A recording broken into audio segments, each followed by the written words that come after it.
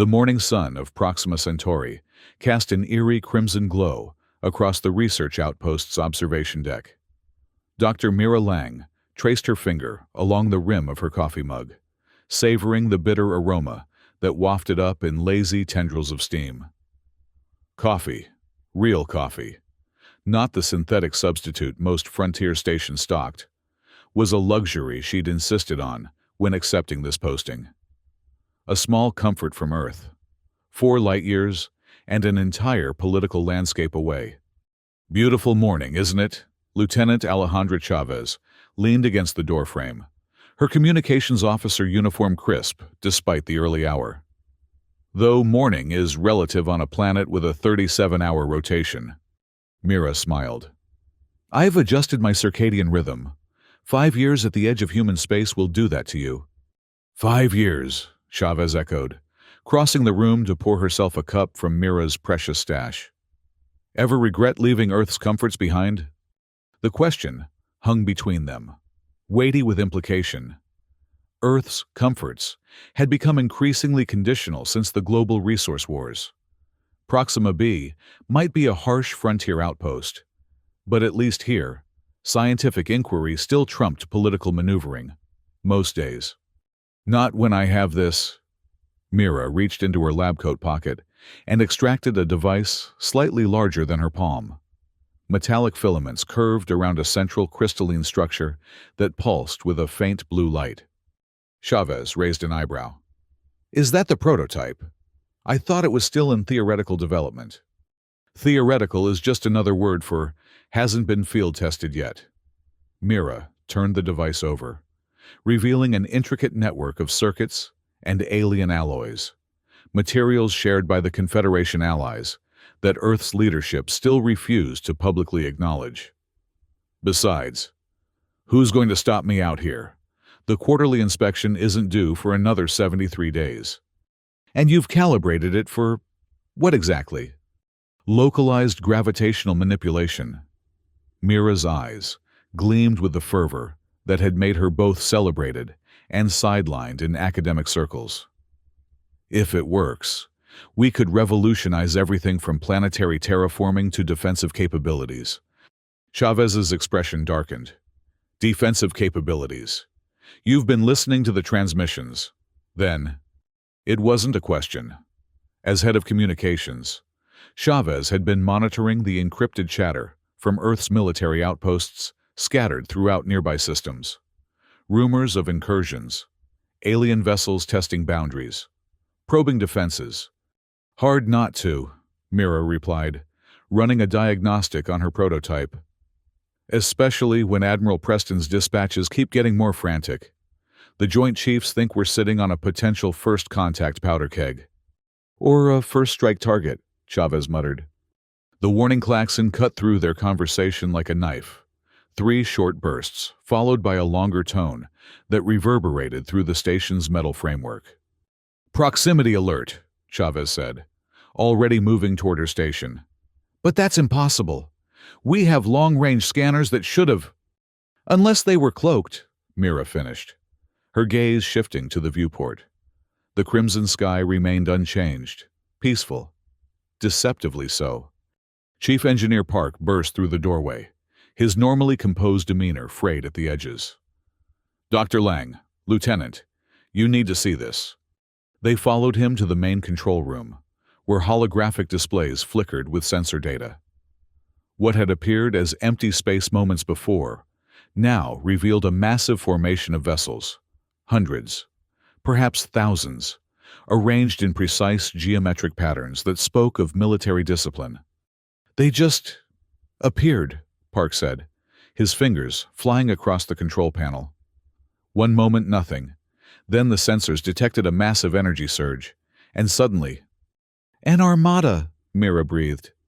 The largest vessel dominated the center of the formation, a behemoth of dark metal and angular protrusions that resembled nothing in Earth's archives.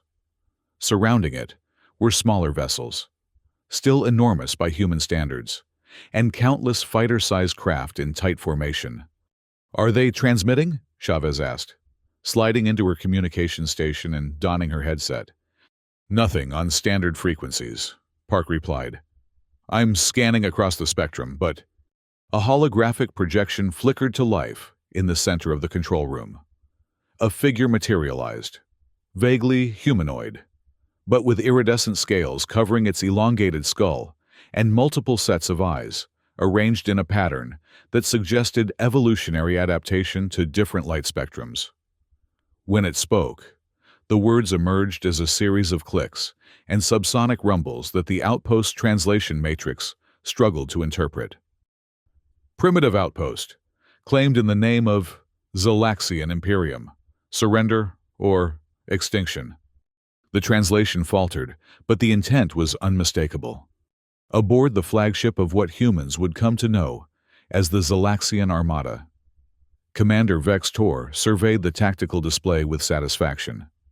The small planetary outpost appeared as an insignificant blip against the vastness of space, a mere stepping stone in the Imperium's relentless expansion.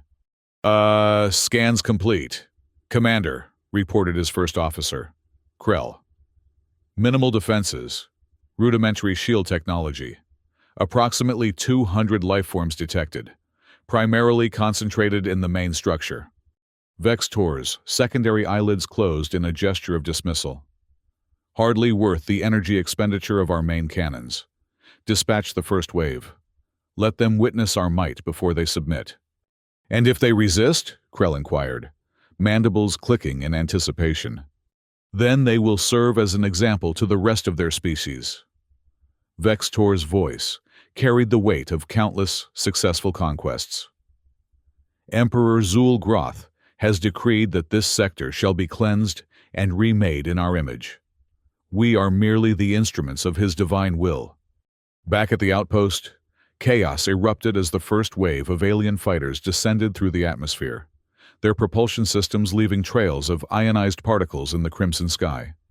Evacuate non-essential personnel to the subsurface shelters, ordered Station Commander Rivera over the blaring alarms. Military personnel to defense stations. Chavez, get me a direct line to Earth Command.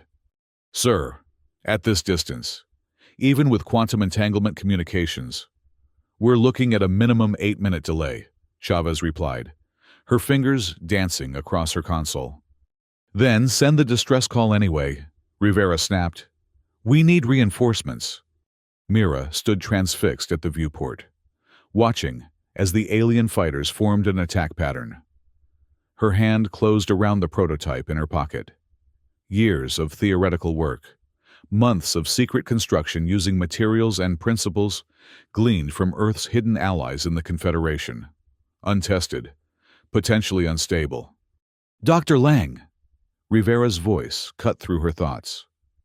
Unless you have a weapon hidden in that lab coat, I suggest you get to the emergency shelters with the rest of the civilian staff. The first volley of plasma fire struck the outpost's shields, causing the entire structure to shudder. Power fluctuated, plunging the control room into momentary darkness before emergency systems engaged. Shields at 67%, Park reported. One more barrage like that and... I might have something, Mira interrupted, withdrawing the device from her pocket. A prototype. It's not exactly a weapon, but it could buy us time. Rivera stared at the small device skeptically. What does it do? It manipulates gravitational fields on a localized scale, Mira explained, already making adjustments to the calibration. Theoretically, it could disrupt their flight patterns, maybe even their weapon systems. Theoretically, Rivera echoed. It's that, or wait for Earth to send help that won't arrive for days, assuming they even can, Mira countered. Another barrage struck the shields. The lights flickered again. Shields at 38%, Park announced. Rivera's jaw tightened. Do it. Mira nodded, making one final adjustment before activating the device. The crystalline core began to pulse more rapidly, its blue glow intensifying. I need access to the main sensor array, she said, moving to Park's station. And power, lots of it. Park hesitated only briefly before yielding his position. Rerouting auxiliary power to the sensor grid. What's the plan? I'm going to send a focused gravitational pulse, Mira explained, her fingers flying across the controls as she integrated her prototype with the Outpost systems. If it works, it should create a localized distortion that will affect their ships without harming ours. And if it doesn't work? Chavez asked. Mira's smile was grim. Then at least we tried something beyond sitting here waiting to die. The device hummed, drawing power from the Outpost's reactor. The blue glow spread from the prototype through the sensor array's connections, bathing the control room in ethereal light. Target locked, Mira announced. Firing pulse in 3, 2, 1. She pressed the activation sequence. For a heartbeat, nothing happened. Then a wave of energy, invisible but felt as a momentary increase in weight by everyone in the room, emanated from the outpost. Outside, the effect was immediate and devastating. The first wave of alien fighters seemed to crumple in mid-flight, as though crushed by an invisible hand. Some exploded outright, others spiraled out of control, crashing into the planet's surface or colliding with each other in chaotic destruction. On the bridge of the Zalaxian flagship, alarms blared as tactical displays showed the annihilation of the entire first attack wave. "Impossible!" Krell exclaimed, mandibles clicking rapidly in distress. "Their defenses were primitive. Our scans detected nothing capable of—" "Silence," Vex Tor commanded, rising from his command throne. "Enhance visual on the outpost. What weapon did they deploy?" The tactical officer manipulated the controls, bringing the image of Earth's outpost into sharper focus. "No conventional weapons fire detected, Commander. Our sensors registered a massive gravitational anomaly originating from their main structure." "Gravitational weapons!" Vex Tor's inner eyelids flickered in surprise. The intelligence briefing indicated humans had not yet mastered such technology. "Commander," the communications officer interrupted, "we're receiving a transmission from the outpost. Audio only, in... It appears to be a crude approximation of our language." Vex Tor's scales shifted color slightly, a sign of curiosity overriding caution. "Let us hear what these humans have to say before their extinction." The bridge speakers crackled to life. A single voice, female by human standards, spoke in halting, imperfect Zalaxian. "Attention, large ship with many guns. This is Dr. Mira Lang of Earth. Your fighters go boom very easily. Perhaps talking better than fighting? I have more coffee to drink before dying today. Your choice." Silence fell across the Zalaxian bridge. Then, for the first time in his long and distinguished career of conquest, Commander Vex Tor did something unprecedented. He laughed. R2. The reverberations of Commander Vex Tor's laughter faded across the bridge of the Zalaxian flagship, leaving his officers in stunned silence. Laughter, particularly in the face of resistance, was not a common response from the veteran commander, known for his ruthless efficiency. "Commander?" Krell ventured hesitantly.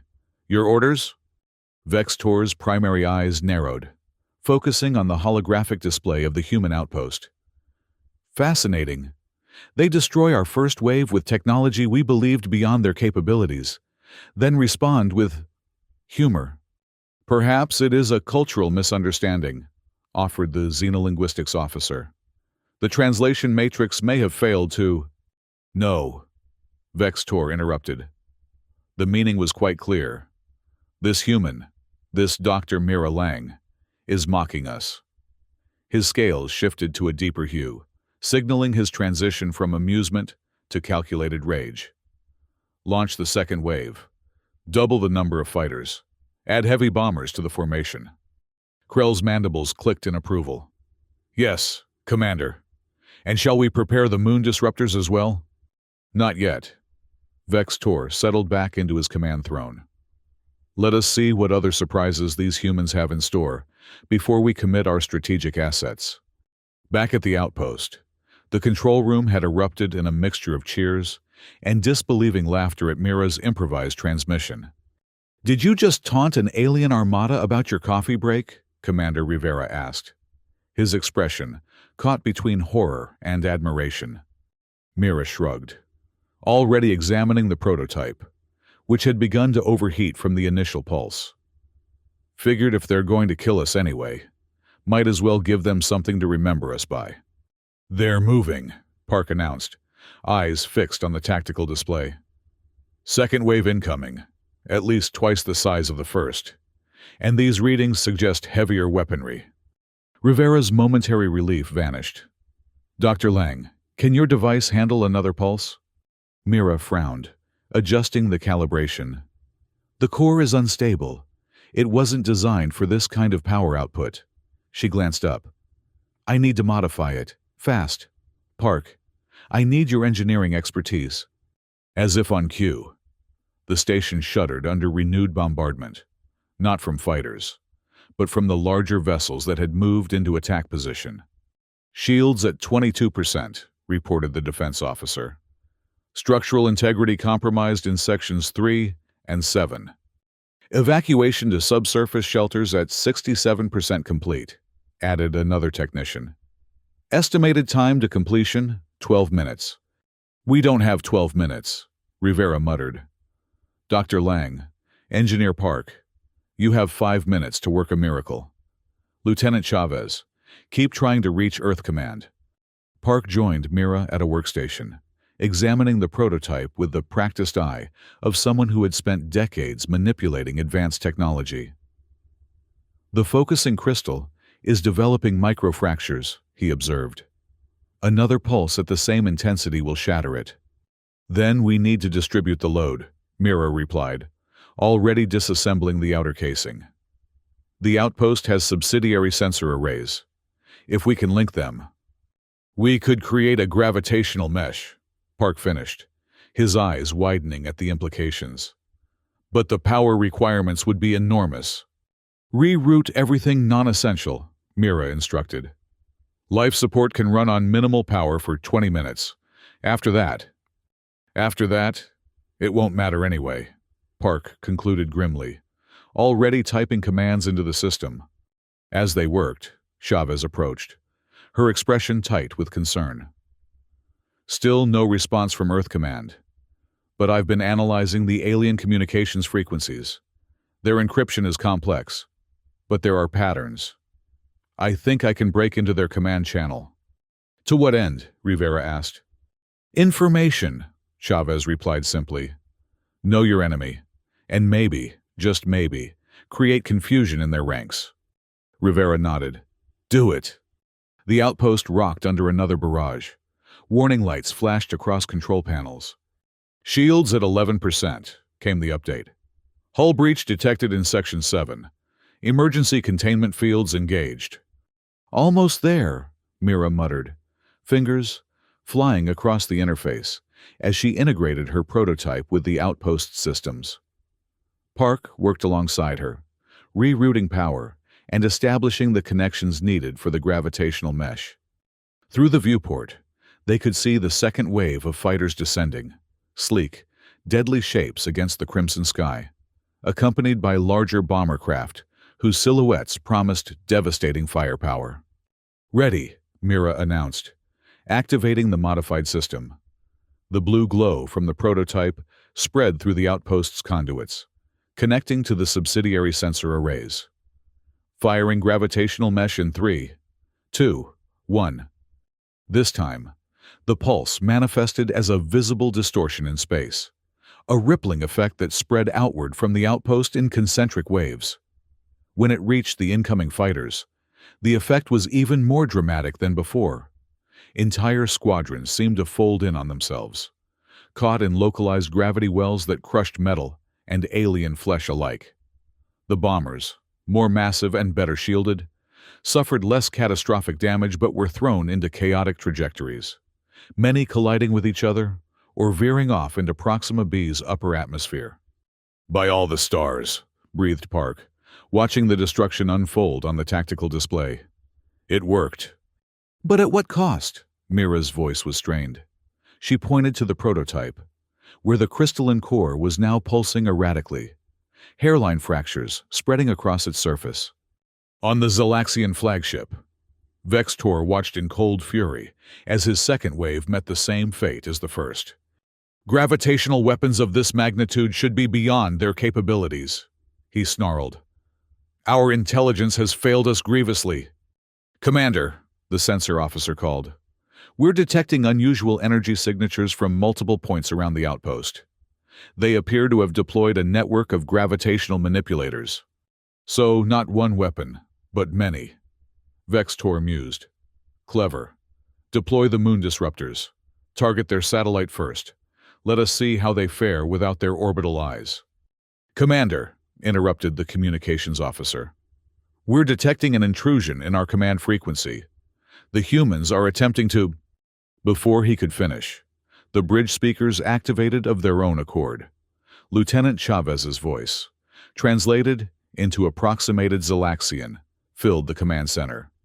Attention Zalaxian vessels. Your second wave has been neutralized. We have analyzed your attack patterns and defensive capabilities. Your shields are vulnerable to precisely modulated gravitational distortions. Your weapon systems rely on crystalline focusing arrays similar to Tellurian design, outdated by Confederation standards. We suggest you reconsider your aggression. Vextor's scales rippled with rage. Cut that transmission! Secure all frequencies! Deploy the moon disruptors now! Aboard the outpost, Chavez allowed herself a small smile of satisfaction. They're scrambling to lock me out, but I got most of the message through. Confederation standards? Rivera questioned. That's a dangerous bluff, Lieutenant. Is it a bluff? Chavez countered, glancing meaningfully at Mira's prototype, constructed with materials and principles shared by Earth's secret alien allies. Before Rivera could respond, Park called out in alarm. Massive energy signature detected. They're targeting our moon. Through the viewport, they watched as beams of intense energy lanced from 3 of the larger vessels in the Armada, converging on Proxima B's small moon. The surface glowed briefly before a massive explosion tore through the celestial body, sending fragments hurtling through space. Some of the larger pieces began descending toward the planet, trailing fire as they entered the atmosphere. They've destroyed our satellite relay, Park reported, and created a meteor shower in the process. Impact projections suggest we're not going to survive multiple direct hits, Rivera finished grimly. Dr. Lang, can your device... Already on it, Mira replied, fingers dancing across the controls.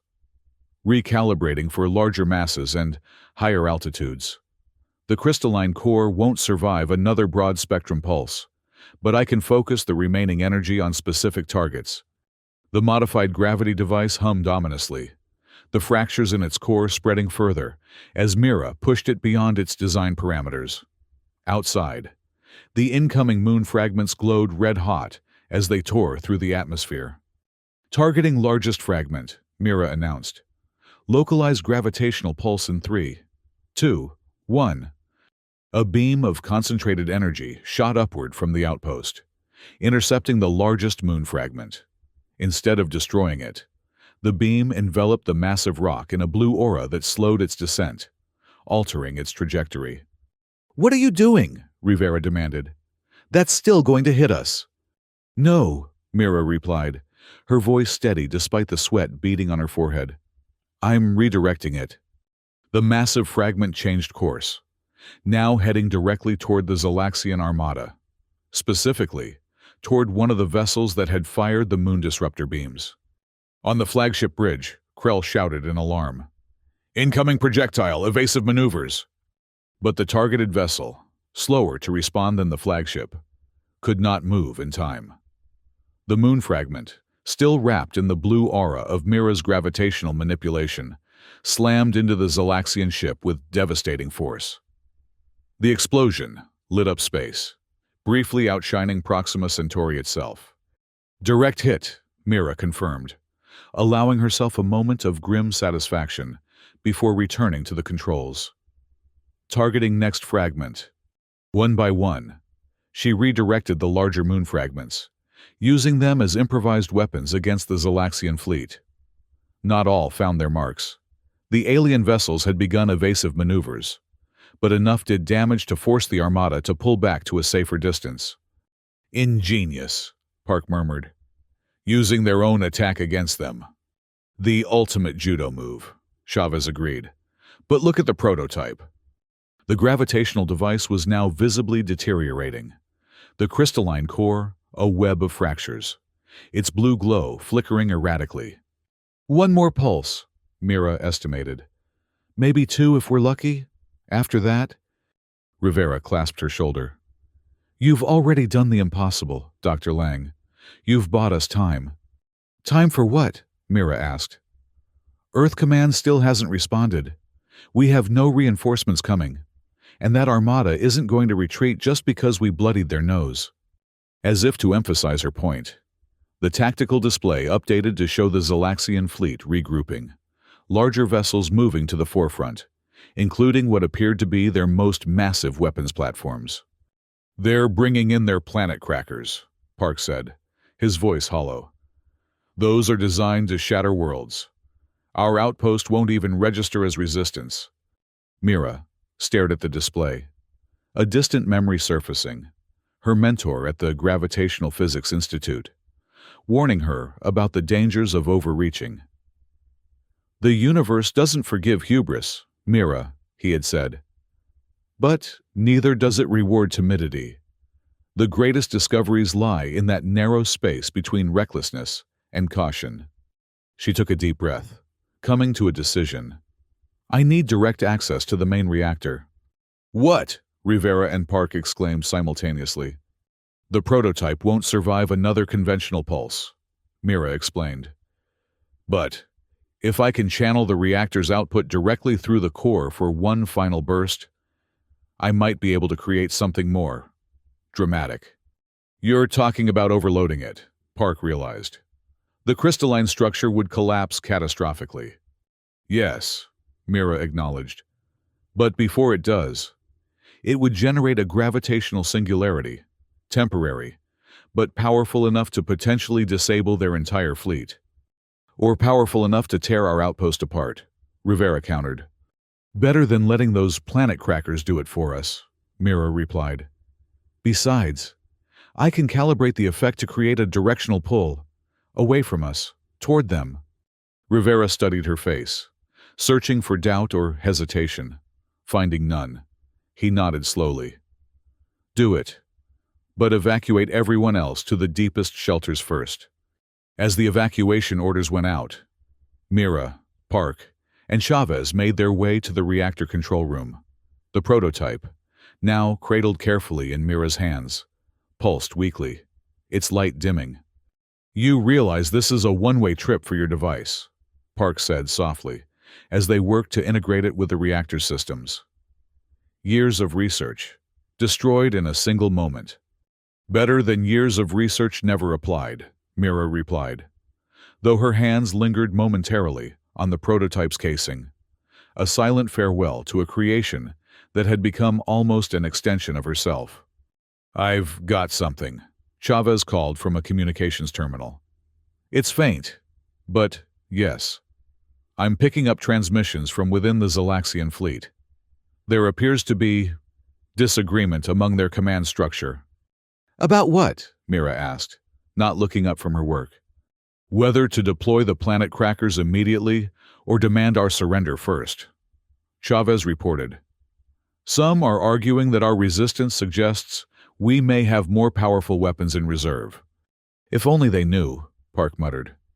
Let's make sure they never find out how close to the edge we're operating, Mira said, making final adjustments to the integration. Reactor power at maximum, channeling through the prototype's core in 3, 2. She hesitated, an idea forming. Chavez, can you send one more transmission on their command frequency? Yes, but hurry, they're enhancing their encryption. Mira took the communications headset, her voice steady as she spoke. Attention Zalaxian fleet. This is Dr. Mira Lang. Your moon disruptors failed. Your fighters failed. We have analyzed your planet crackers and identified critical vulnerabilities. Deploy them at your own risk. This is your final warning. She handed the headset back to Chavez. Now, let's give them something to remember us by. Initiating gravitational singularity in 3, 2, 1. The prototype's core flared with blinding intensity as the reactor's power surged through it. The fractured crystal somehow held together long enough for Mira to direct the output, not in a pulse this time, but in a continuous stream of energy that lanced out toward the Zalaxian Armada. Space itself seemed to bend where the beam struck, creating a swirling distortion that grew rapidly in size and intensity. Ships caught in its outer edges were pulled off course, their hulls straining against forces they were never designed to withstand. Those closer to the center found themselves trapped in a stasis field, immobilized as though frozen in time. "It's working," Park breathed, watching the tactical display. "The gravitational field is affecting nearly a third of their fleet." "And the prototype?" Rivera asked. In answer, the device gave a final, brilliant flash of blue light before the crystalline core shattered, fragments embedding themselves in the control panel. The energy beam flickered and died, but the gravitational distortion remained, self-sustaining for the moment. "How long will the effect last?" Rivera demanded. "Minutes, maybe," Mira replied, already calculating. "Long enough for one more trick." She turned to the weapons control station. "Do we still have torpedoes?" 10 remaining, confirmed the weapons officer. "But their guidance systems were damaged in the initial attack." "They don't need guidance," Mira explained, taking control of the system. "Just momentum." With quick, precise commands, she launched all 10 torpedoes, not at the immobilized ships, but at a seemingly empty section of space beyond the fleet. "What are you doing?" Rivera asked. "Watch," Mira replied. The torpedoes streaked away from the outpost. As they approached the edge of the gravitational distortion, their trajectories began to curve, pulled into a spiraling path that sent them arcing back toward the heart of the Zalaxian fleet, specifically toward the flagship. On the bridge of his vessel, Commander Vex Tor watched in disbelief as the gravitational anomaly trapped a significant portion of his armada and redirected the human's own torpedoes toward his command ship. "Evasive maneuvers," he ordered. "Full power to forward shields." "We cannot move." "Commander," Krell responded, genuine fear evident in his voice for the first time. "The anomaly has disrupted our propulsion system. Shields at maximum. But the torpedo's approach angle will bypass our strongest defenses." Vex Tor rose from his command throne, mandibles spread wide in the Zalaxian expression of defiance in the face of death. "So be it. We die with honor, knowing the Emperor will send others to finish what we began." But the torpedoes did not strike the flagship directly. Instead, they impacted its outer hull in a precise pattern that carved a message, crude but unmistakable in the universal language of mathematics. A spiral sequence representing the first 10 prime numbers, followed by a simplified diagram of atomic structure. Not a message of destruction, but of intelligence, of communication. As the gravitational anomaly began to dissipate, Vex Tor stared at the tactical display, mandibles clicking slowly in thought. This Dr. Mira Lang. She could have destroyed us, but chose to send a message instead. "A sign of weakness," suggested one of his officers. "Or of strength so secure it needs no demonstration," countered Krell, surprising even himself with the observation. Before Vex Tor could respond, the communications officer announced, "Commander, we're receiving a broadband transmission from the human outpost. It's being broadcast on all frequencies, including our secure channels." "Let us hear it," Vex Tor commanded. The bridge speakers activated once more. This time, Mira's voice came through clearly, translated perfectly into Zalaxian. "Commander Vex Tor of the Zalaxian Armada, you came seeking conquest, but found something else instead. What your intelligence failed to discover is that Earth is not alone. We are part of the Confederation, an alliance of 17 spacefaring species united in mutual defense and scientific advancement. The technology that defeated your forces today was but a small demonstration of what we could deploy if necessary. There was a pause. Then, but the Confederation prefers diplomacy to destruction. We invite you to join us in dialogue, to exchange knowledge rather than weaponry. The choice, Commander, is yours. Retreat and report your failure to your Emperor. Advance and face annihilation, or engage and discover possibilities beyond conquest. Silence fell across the Zalaxian bridge. Every eye turned to Vextor, waiting for his response to this unprecedented situation. In the history of the Zalaxian Imperium, no commander had ever retreated. No commander had ever negotiated. The doctrine was clear: conquer or die in the attempt. Yet no commander had ever faced what Vextor now contemplated: an enemy who could have destroyed his fleet, but chose communication instead, who claimed alliance with a confederation of species the Imperium had never encountered. "Commander?" Krell prompted. "Your orders?" Vextor's scales shifted through a complex pattern of colors as he weighed his options. Finally, they settled on a deep, reflective blue. "Signal the fleet," he ordered. "All vessels to move to defensive positions. No further offensive actions without my direct command." Then, turning to his communications officer, "Open a channel to the human outpost. It seems we have much to discuss with this Dr. Mira Lang." Yoverer 3. The silence in the outpost control room was absolute, as Commander Vextor's face appeared on the main view screen. The Zalaxian's elongated skull and multiple eyes created an alien visage that human evolutionary psychology instinctively registered as predatory. Yet there was an unmistakable intelligence in those eyes, a calculating awareness that transcended species differences. "Dr. Mira Lang," Vextor began, his words now perfectly translated by Lieutenant Chavez's enhanced communication system. "You have done what no species has accomplished in the 700 cycles of Zalaxian expansion. You have forced me to reconsider my Emperor's directives." Mira stepped forward, conscious of the weight of the moment. Behind her, Commander Rivera and the remaining bridge crew watched with a mixture of hope and trepidation. "I take no pleasure in destruction, Commander Vextor," she replied, keeping her voice steady. "But neither will I stand by while my people are threatened." "Your Confederation," Vextor said, mandibles clicking in what might have been skepticism. "Our intelligence has detected no such alliance in this sector." "Your intelligence has many gaps," Mira countered. "Just as it failed to warn you about our gravitational technology." A dangerous gamble. The Confederation she spoke of existed primarily in diplomatic backchannels and classified reports. Earth's official position remained one of isolation, with most of humanity unaware that their governments had already established contact with multiple alien species. The gravity modulator prototype was one of many collaborative technologies developed in secret, deemed too politically volatile for public knowledge. "Perhaps," Vextor acknowledged. "Yet, I find it curious that such a powerful alliance would establish only a small outpost at the edge of this system, rather than a more substantial presence." "We believe in minimal interference with developing worlds," Mira improvised. "Earth itself is still integrating into the wider galactic community."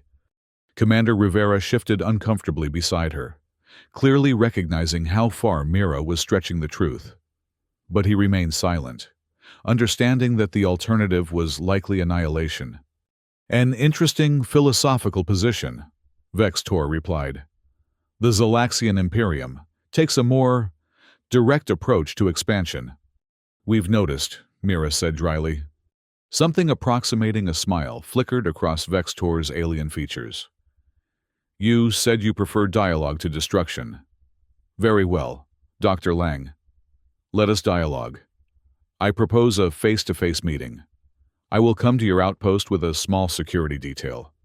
You will show me this Confederation technology that so effectively neutralized my forces." Rivera stepped forward, unable to contain himself. "That's out of the question. For all we know, this is just a ploy to get inside our defenses." "Commander Rivera," Mira said quietly, "given their firepower, if they wanted to destroy us, they wouldn't need to resort to subterfuge." "Indeed," Vextor agreed. "My planet crackers remain in position. If I desired your destruction, I would simply order it." "Then why haven't you?" Rivera challenged. "Because your Dr. Lang has presented me with something unprecedented. A puzzle." Vextor's inner eyelids flickered in what might have been amusement. "And I find I prefer solving it to eliminating it. For now."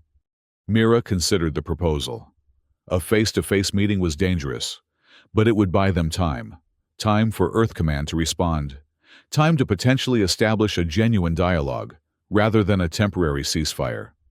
"We accept," she said, ignoring Rivera's look of alarm. "But on neutral ground. The atmospheric research platform in low orbit. It has adequate life support for both our species, and offers a clear view of both the outpost and your fleet. A reminder to all parties of what's at stake." Vextor's scales shifted through several colors before settling. "Acceptable. 2 hours from now, by your time measurement, I will bring 3 security officers. You may do the same." The transmission ended, leaving the control room in tense silence. "Have you lost your mind?" Rivera exploded the moment the screen went dark.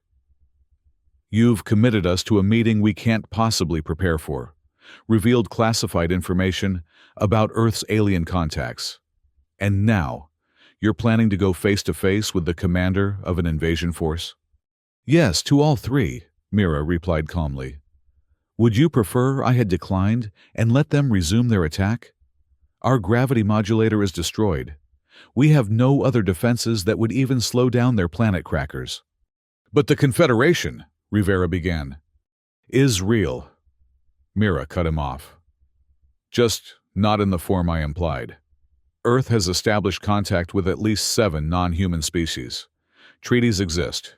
Technology has been exchanged. The gravity modulator itself was built with principles shared by the Arcturians. That information is classified at the highest levels," Rivera said, his voice dropping to a harsh whisper. "How do you even know about it?" "Because I designed the prototype based on those shared principles," Mira explained. "My security clearance had to be elevated to access the necessary data. I know enough about the Confederation to make our bluff convincing, at least long enough for diplomacy to have a chance." Park, who had been silent throughout the exchange, finally spoke. "The prototype is destroyed. Dr. Lang, if the Zalaxian commander demands a demonstration, then we'll have to be very persuasive without one," Mira acknowledged. "Chavez, have you made any progress contacting Earth Command?" The communications officer shook her head. "The destruction of our moon took out most of our relay capabilities. I've been trying to establish a direct quantum link, but without the satellite network, the signal is too weak." "Keep trying," Mira instructed, "and start compiling everything we have on Zalaxian physiology, culture, anything that might help us in negotiations." "There isn't much," Chavez admitted. "They've been classified as a potential threat based on long-range observations, but direct contact has been minimal." "Until now," Mira said grimly. As preparations for the meeting began, Mira retreated to her lab to gather what remained of her research. The prototype was destroyed, but her notes, the theoretical underpinnings, might still prove valuable in convincing Vextor that the Confederation was more than a convenient fiction. Alone in her lab, surrounded by the accumulated work of years, Mira allowed herself a moment of doubt. The gravity modulator had been her life's work, a device that could have revolutionized humanity's approach to space travel, terraforming, and defense.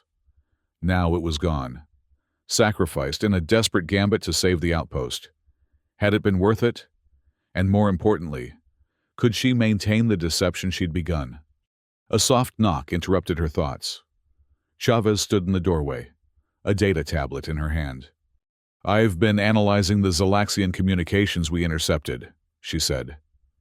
"There's something interesting.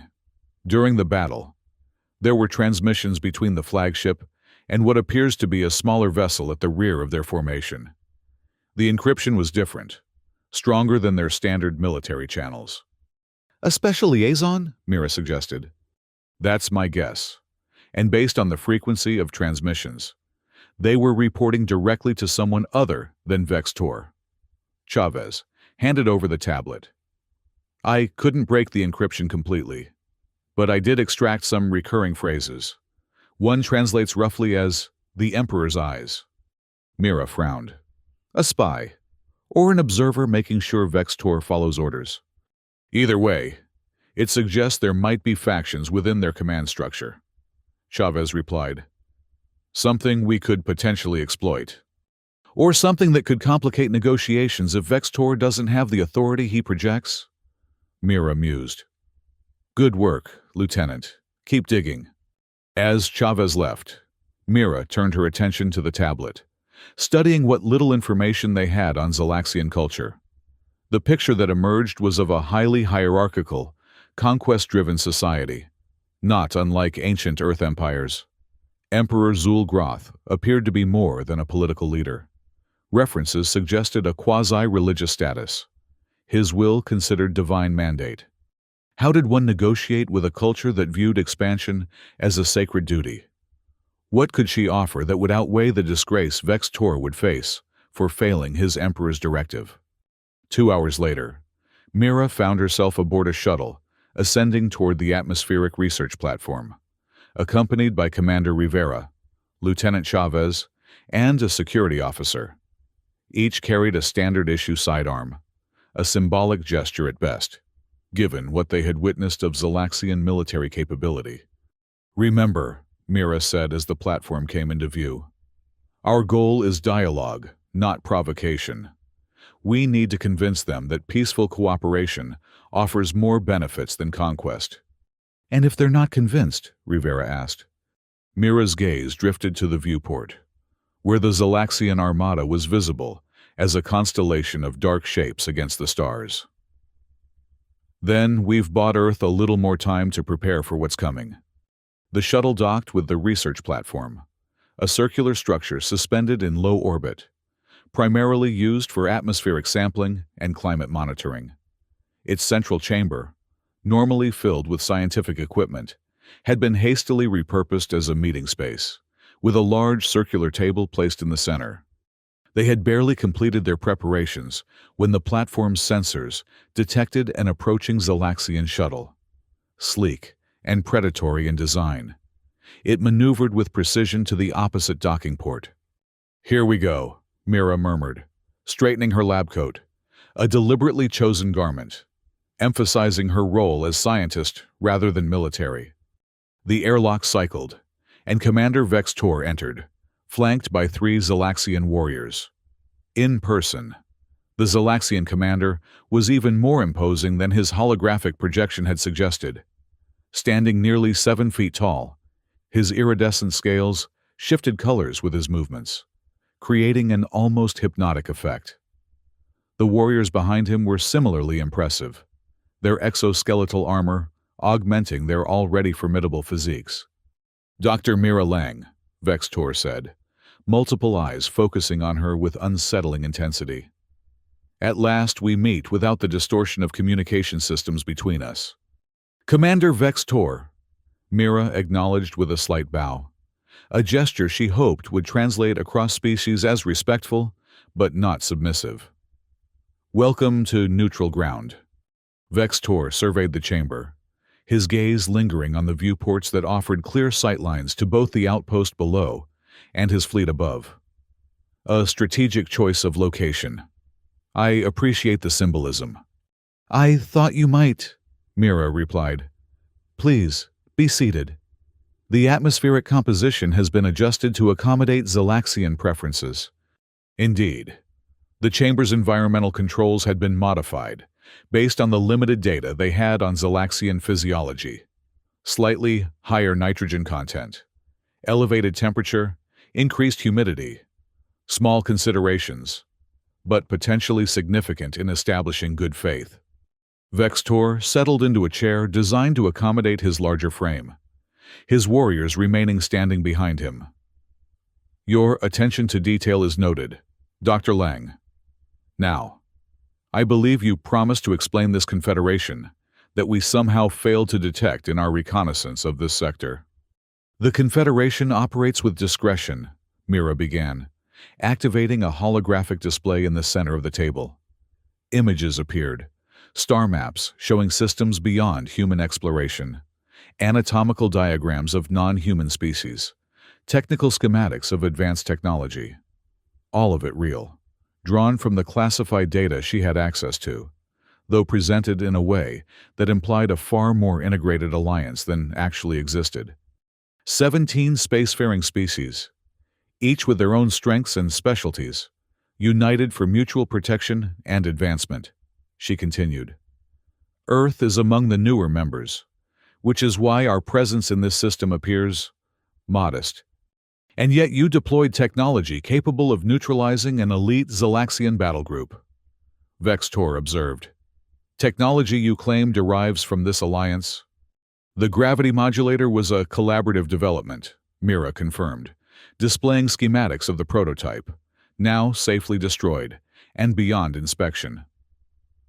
Arcturian gravitational theory combined with Rigelian crystal engineering and Earth's miniaturization techniques. Vextor studied the schematics with evident interest. Impressive, if true. Yet I must wonder why such a powerful alliance would choose to reveal itself only when directly threatened. Your Confederation has had ample opportunity to make contact with the Zalaxian Imperium before now.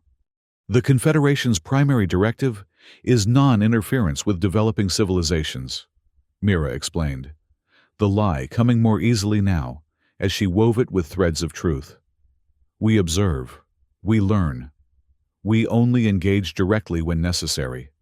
You classify the Zalaxian Imperium, which spans 27 star systems, as a developing civilization. Vextor's mandibles clicked rapidly, a sign Mira interpreted as indignation. Technological advancement isn't the only measure of development, she countered. Philosophical maturity, ecological stewardship, cultural diversity, these are equally valued within the Confederation. Commander Rivera shifted uncomfortably beside her, clearly concerned she was pushing too far. But Mira pressed on. The question now, Commander Vextor, is where we go from here. Your mission was to claim this system for your Emperor. Our presence complicates that objective. But perhaps there's a third option beyond conflict or retreat. I'm listening, Vextor said, his scales settling into a contemplative blue hue. An exchange, Mira proposed. Knowledge for knowledge. Technology for technology. The beginning of a dialogue that could eventually lead to formal relations between your Imperium and the Confederation. A generous offer, Vextor replied, but one that exceeds my authority. I am a military commander, not a diplomat. Yet you chose dialogue over destruction, Mira pointed out. That suggests a capacity for flexibility in interpretation of your orders. Vextor's inner eyelids flickered rapidly. Amusement or irritation? Mira couldn't tell. You presume much about my motivations, Dr. Lang. I observe results, she replied simply. Your fleet remains in a defensive posture, rather than an offensive one. We are here talking, rather than continuing battle. Those are choices you made.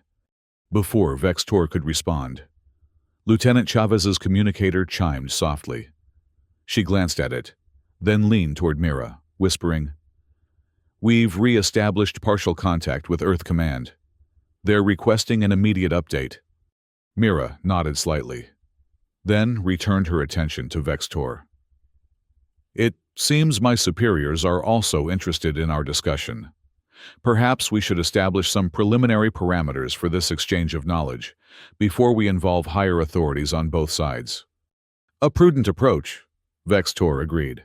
What do you propose? A gesture of good faith from both sides, Mira suggested. A small, but meaningful exchange of non-military technology. Something that demonstrates the potential benefits of cooperation. Vextor considered this, his mandibles moving in subtle patterns as he contemplated. Finally, he nodded. The Imperium has developed atmospheric processors that might prove useful on marginally habitable worlds. Non-military technology, as you specified. Earth has made significant advances in biomimetic materials, adaptive substances that could enhance your environmental systems. Mira offered in return. In truth, such technology existed, but was still in early development stages. The details could be worked out later, if there was a later. A reasonable beginning, Vextor acknowledged. But understand, Dr. Lang, that I must report this encounter to Emperor Zul Groth. The final decision on our relationship with your Confederation rests with him. Of course, Mira replied, as our next steps will require approval from Confederation leadership as well. The meeting continued for another hour, establishing basic protocols for communication and preliminary agreement on a temporary non-aggression pact. Throughout, Mira maintained the careful balance between truth and fiction, presenting Earth's limited alien contacts as a fully formed alliance, transforming classified technological exchanges into comprehensive collaboration. As they prepared to return to their respective vessels, Vextor addressed Mira directly, his warriors momentarily out of earshot. You play a dangerous game, Dr. Lang, he said quietly. Your Confederation may be real, but not in the form you've presented it. I suspect you've been creative with certain details. Mira kept her expression neutral. You're welcome to verify anything I've shared. That would be difficult, given the secrecy you claim surrounds your alliance, Vextor replied. But it doesn't matter. What matters is that you demonstrated capability and restraint, a combination the Imperium rarely encounters. It intrigues me. Enough to consider options beyond conquest? Mira asked. Enough to listen, Vextor answered. For now. As the Zalaxian delegation departed, Rivera turned to Mira, his expression a mixture of amazement and concern. I can't believe that worked. It hasn't yet, Mira cautioned. We've only bought time. Once Vextor reports to his Emperor, we'll face the real test. And when they discover your Confederation isn't exactly as advertised, Rivera pressed. By then, I hope to have made it true, Mira replied. Lieutenant Chavez, as soon as we return to the outpost, I need a secure channel to Earth Command. It's time they knew exactly what we're facing, and what I've promised in their name. The shuttle detached from the research platform, beginning its descent back to the outpost. Through the viewport, Mira watched the Zalaxian Armada, still in formation but no longer in attack position. A temporary reprieve, purchased with a mixture of technical brilliance, desperate courage, and carefully crafted deception. Now came the harder part, turning fiction into reality before the Zalaxians discovered the truth. On the bridge of his flagship, Commander Vextor reviewed the recording of the meeting, paying particular attention to Dr. Mira Lang's expressions, cadence, and micro-movements. After 700 cycles of Zalaxian expansion, he had developed a keen sense for detecting deception across species boundaries. Your assessment, Commander? Asked Krell, who had remained aboard during the meeting. She is selective with the truth, Vextor replied.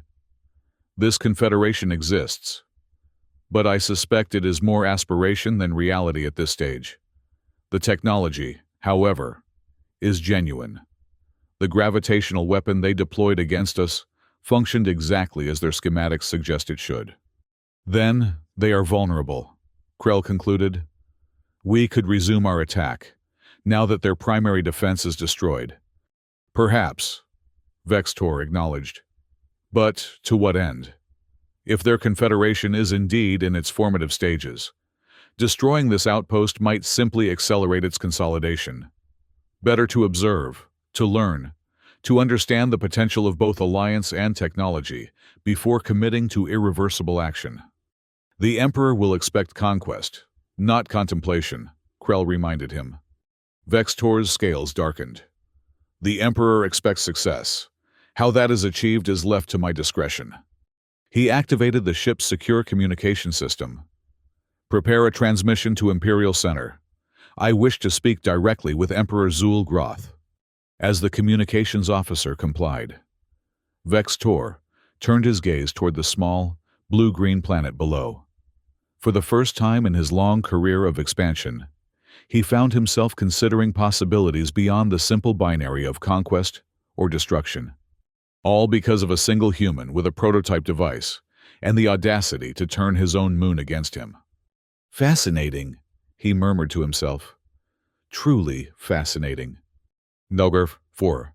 The aftermath of the confrontation between the Proxima B outpost and the Zalaxian Armada cast ripples across multiple worlds. On Earth, the Global Security Council convened an emergency session, hastily summoned by quantum communications that bypassed the damaged relay network near Proxima Centauri.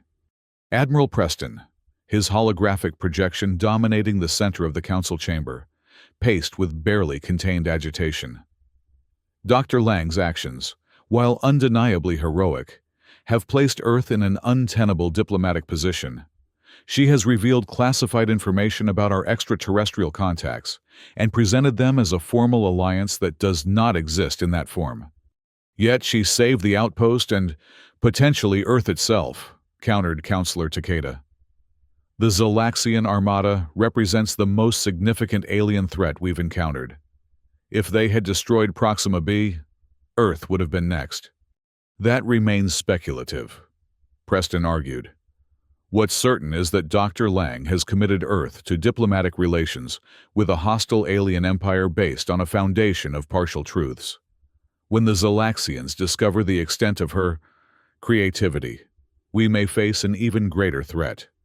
Then, perhaps, suggested Counselor Ndiaye, her voice measured, we should consider making her fiction into reality. The various bilateral agreements we've established with non-human species could be formalized into something approximating this confederation, she described. The council chamber erupted in a mixture of outrage and contemplative murmurs. Meanwhile, aboard the Zalaxian flagship, Commander Vextor knelt before the holographic projection of Emperor Zul Groth. The Emperor's form was massive even in holographic representation, his scales a deep crimson that signified his divine bloodline. Multiple sets of eyes arranged in hierarchical patterns that reflected his supreme status. You disappoint me, Commander. Zul Groth's voice reverberated through the chamber. The conquest of this system was to be the beginning of our expansion into this sector. Instead, I find you engaged in dialogue with the very species you were sent to subjugate. Majesty, Vextor replied, keeping his head bowed. The situation has revealed complexities that our intelligence failed to identify. The humans claim alliance with a confederation of 17 spacefaring species. They deployed technology that neutralized our first and second attack waves with minimal effort. Claims can be fabricated, the Emperor dismissed. Technology can be overestimated. Your duty was clear. With respect, Divine One, Vextor persisted. I believe there is truth within their claims, even if exaggerated. The gravity manipulation technology they used against us exceeds anything in our archives. It suggests collaboration with species more advanced than humans themselves. Emperor Zul Groth's mandibles clicked in a pattern that expressed supreme displeasure. You were not sent to evaluate their technology, Commander. You were sent to claim their world. And I shall, Vextor assured him. But I propose a more strategic approach. Let us verify the extent of this confederation before committing our forces to what could become a multi-front conflict. The human outpost is contained. Their defenses are compromised. We lose nothing by delay, and may gain crucial intelligence. The Emperor's multiple eyes narrowed, focusing on Vextor with unsettling intensity. You have always been among my most effective commanders. Vextor, your conquest record is unmatched. This hesitation is uncharacteristic. Not hesitation, majesty, calculation. The path to greatest glory sometimes requires patience. After a long silence, Emperor Zul-Groth's scales shifted to a more neutral hue. You have 3 cycles to conduct your investigation. If this confederation proves insignificant or non-existent, you will proceed with the original mission. If it proves substantial, you will report back for reinforcements. Is that understood? Perfectly, Divine One, Vextor confirmed, relief carefully hidden beneath formal deference. Do not disappoint me again, Commander, the Emperor warned before his holographic form dissipated. Rising from his kneeling position, Vextor found Krell waiting at a respectful distance. The Emperor was understanding, Krell observed cautiously. The Emperor calculates cost against benefit, as do we all. Vextor replied, Prepare a communication to the human outpost. I wish to speak with Dr. Mira Lang again. Back at the outpost, Mira stood before a similar holographic projection, this one displaying the stern faces of the Global Security Council. She had just completed her report, detailing both the attack and her improvised diplomatic response. Let me be clear. Dr. Lang, Admiral Preston said, his voice cold with controlled anger. You had no authority to reveal the existence of our extraterrestrial contacts, much less to characterize them as a formal alliance. Your actions constitute a serious breach of security protocols. With respect, Admiral, Mira countered. I was facing an alien armada with planet-cracking capabilities and no reinforcements in sight. Conventional protocols seemed inadequate to the situation. The Admiral's concerns are valid, interjected Counselor Ndiaye, though her tone was more measured. However, we must deal with the reality you've created. Dr. Lang, the question now is how to proceed without exposing the true nature of our alien relationships. We proceed by making truth from fiction, Mira replied firmly. The contacts exist. The technological exchanges have happened. The only fiction was in presenting them as more formalized than they actually are. You make it sound simple, Preston scoffed. These are sovereign species with their own agendas. We can't simply declare a confederation and expect them to fall in line. No, agreed Counselor Takeda. But we can propose one. Many of our bilateral agreements already contain provisions for expanded cooperation. This crisis could provide the catalyst needed to accelerate those discussions, while simultaneously preparing our defenses, added another counselor, in case diplomacy fails. The debate continued, with the Council ultimately reaching a reluctant consensus. Earth would attempt to formalize its relationships with friendly alien species into something resembling the Confederation Mira had described, while simultaneously enhancing its defensive capabilities in case the Zalaxians saw through the deception. As the transmission ended, Mira slumped into her chair, the weight of the past days finally catching up with her. Lieutenant Chavez approached, offering a fresh cup of coffee, a small but welcome gesture of normalcy.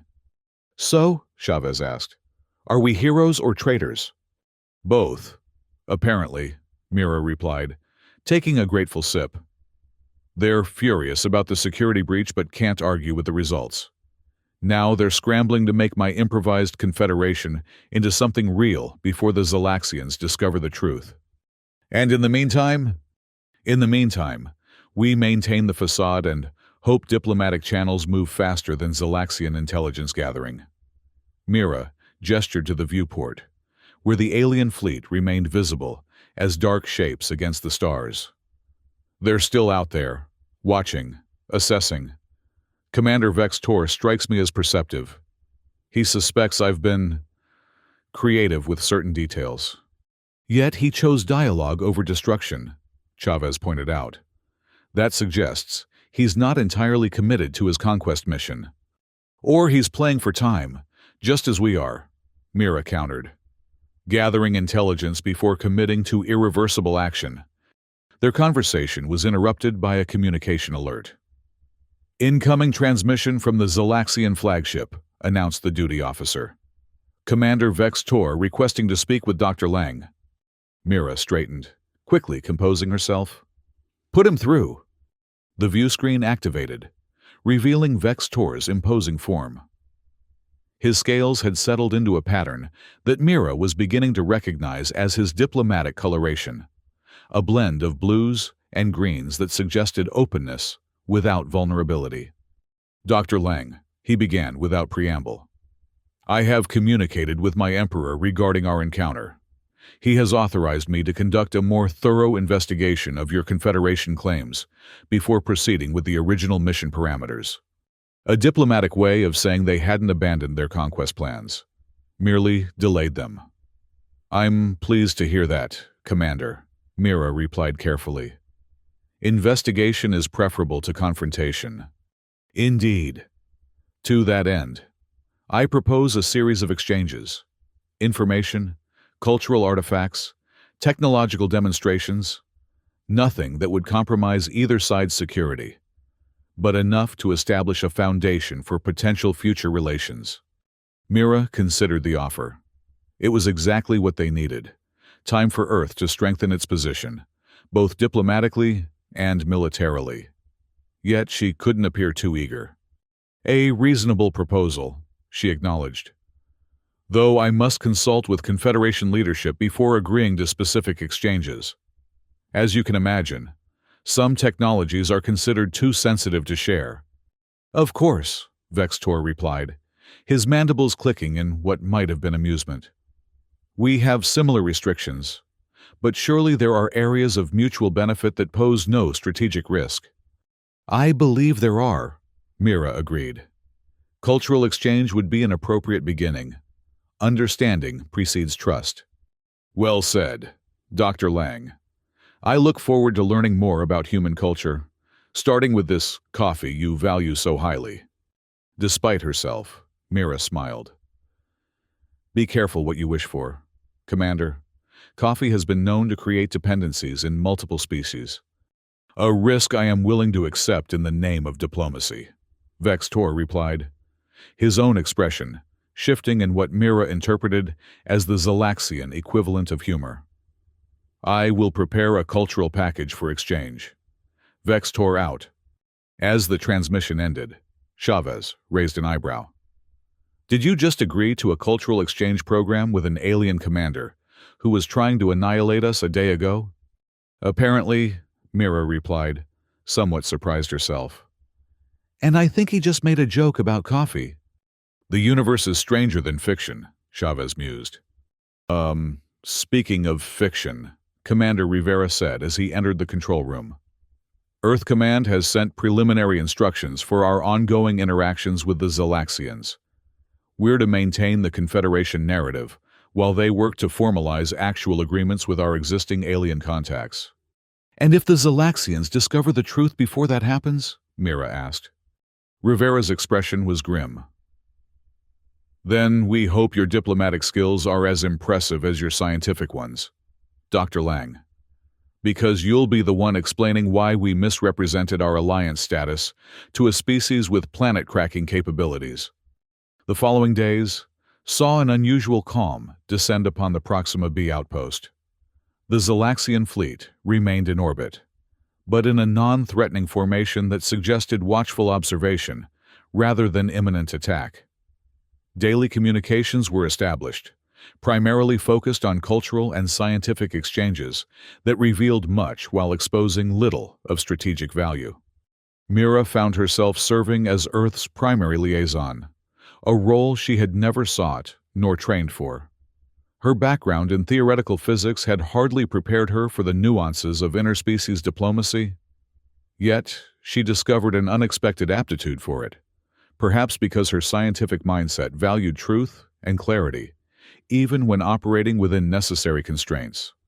The Zalaxians have sent another cultural package, Chavez reported one morning, 2 weeks after the initial confrontation.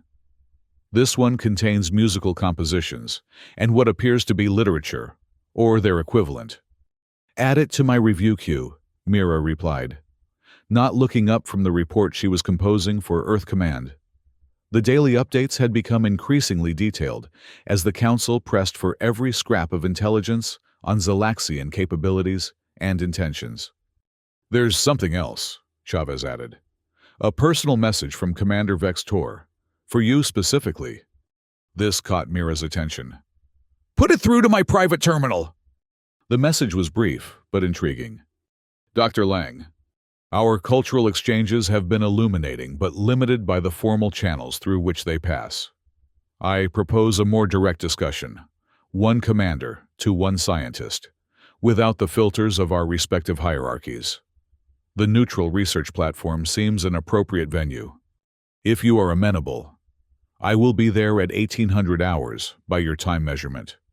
No security details, no recording devices. Just conversation between two individuals who find themselves at the intersection of conflict and possibility. Commander Vextor. Mira read the message twice, trying to discern hidden motives or threats, finding none. She was left with the unsettling possibility that it was exactly what it appeared to be, a genuine invitation to dialogue. You can't seriously be considering this, Rivera objected when she informed him of the invitation. Meeting alone with the commander of an invasion force? It's either a trap or an intelligence-gathering operation. Or it's an opportunity, Mira countered. Vextor has shown himself to be different from what we expected. More contemplative than aggressive. More curious than dogmatic. Based on 2 weeks of carefully curated interactions, Rivera pointed out. We know nothing about his true intentions, which is precisely why this meeting could be valuable, Mira argued. Formal exchanges tell us little about Zalaxian psychology or values. A direct conversation might reveal much more. And if you don't return from this conversation? Then you'll have your answer about Zalaxian intentions, Mira replied grimly. And Earth will know to prepare accordingly. Despite Rivera's continued objections, Mira made her decision. At 1730 hours, she boarded a shuttle bound for the research platform, armed with nothing but her scientific curiosity and a small container of premium coffee beans, a personal gift that felt appropriate given Vextor's expressed interest. The platform was deserted when she arrived, the environmental systems already adjusted for Zalaxian comfort. Mira moved to the central chamber, where a small table had been set with 2 chairs, one human-sized, one Zalaxian proportioned. At precisely 1800 hours, the opposite airlock cycled. Commander Vextor entered alone, as promised, his imposing form seeming almost vulnerable without his usual complement of warriors. He wore what appeared to be a less formal version of his command attire, though still adorned with symbols of rank and achievement. Dr. Lang, he greeted her, mandibles moving in a pattern she had come to recognize as respectful acknowledgement. I appreciate your willingness to meet under these circumstances. Commander Vextor, she replied with a slight bow. I was intrigued by your invitation, particularly your phrasing, the intersection of conflict and possibility. It suggests a perspective I wouldn't have expected from a military commander. And I would not have expected a scientist to display such tactical acumen during our confrontation, Vextor countered, settling into his chair. Perhaps we both defy the expectations of our roles. Mira smiled, feeling some of the tension ease. I brought something, she said, placing the container of coffee beans on the table. You expressed interest in understanding this human ritual. The preparation is as important as the consumption. Vextor's inner eyelids flickered with evident interest as Mira explained the process of grinding the beans, brewing the coffee, and the cultural significance of sharing the beverage across human civilizations. She had brought a small, portable brewing setup, and soon the rich aroma filled the chamber. The scent is potent, Vextor observed, his sensory appendages sampling the air. Some find it overwhelming at first, Mira acknowledged, pouring a small amount into a cup designed for Zalaxian physiology, wide with an extended lip to accommodate their different mouth structure. But many species develop an appreciation for it over time. Vextor accepted the cup, examining the dark liquid before carefully tasting it. His reaction was immediate, a full-body ripple of scales that Mira couldn't interpret. Fascinating, he declared after a moment. Bitter yet complex, stimulating to multiple sensory receptors simultaneously. I begin to understand its significance in your culture. And what of Zalaxian culture? Mira asked, sipping her own coffee. Your cultural packages have been informative, but carefully curated. I sense there's much more beneath the surface. As there is with your confederation, Vextor replied, his gaze suddenly intense. Which brings me to the purpose of this meeting. Dr. Lang, I wish to speak with you directly, without the constraints of official channels, about the reality of our respective situations. Mira felt a chill, despite the elevated temperature of the chamber. I'm listening. The Zalaxian Imperium has existed for over 7,000 of your Earth years, Vextor began. In that time, we have encountered 43 distinct spacefaring species. Some became vassals, some were incorporated, some were eliminated. But never, not once in our history, have we retreated from a declared conquest. Until now, Mira observed quietly. Until now, Vextor acknowledged. My Emperor has granted me 3 cycles, approximately 30 of your days, to investigate your Confederation claims before proceeding with the original mission. If I report that this alliance is as formidable as you suggest, reinforcements will be sent. If I report that it is less substantial, or perhaps even partly fictional.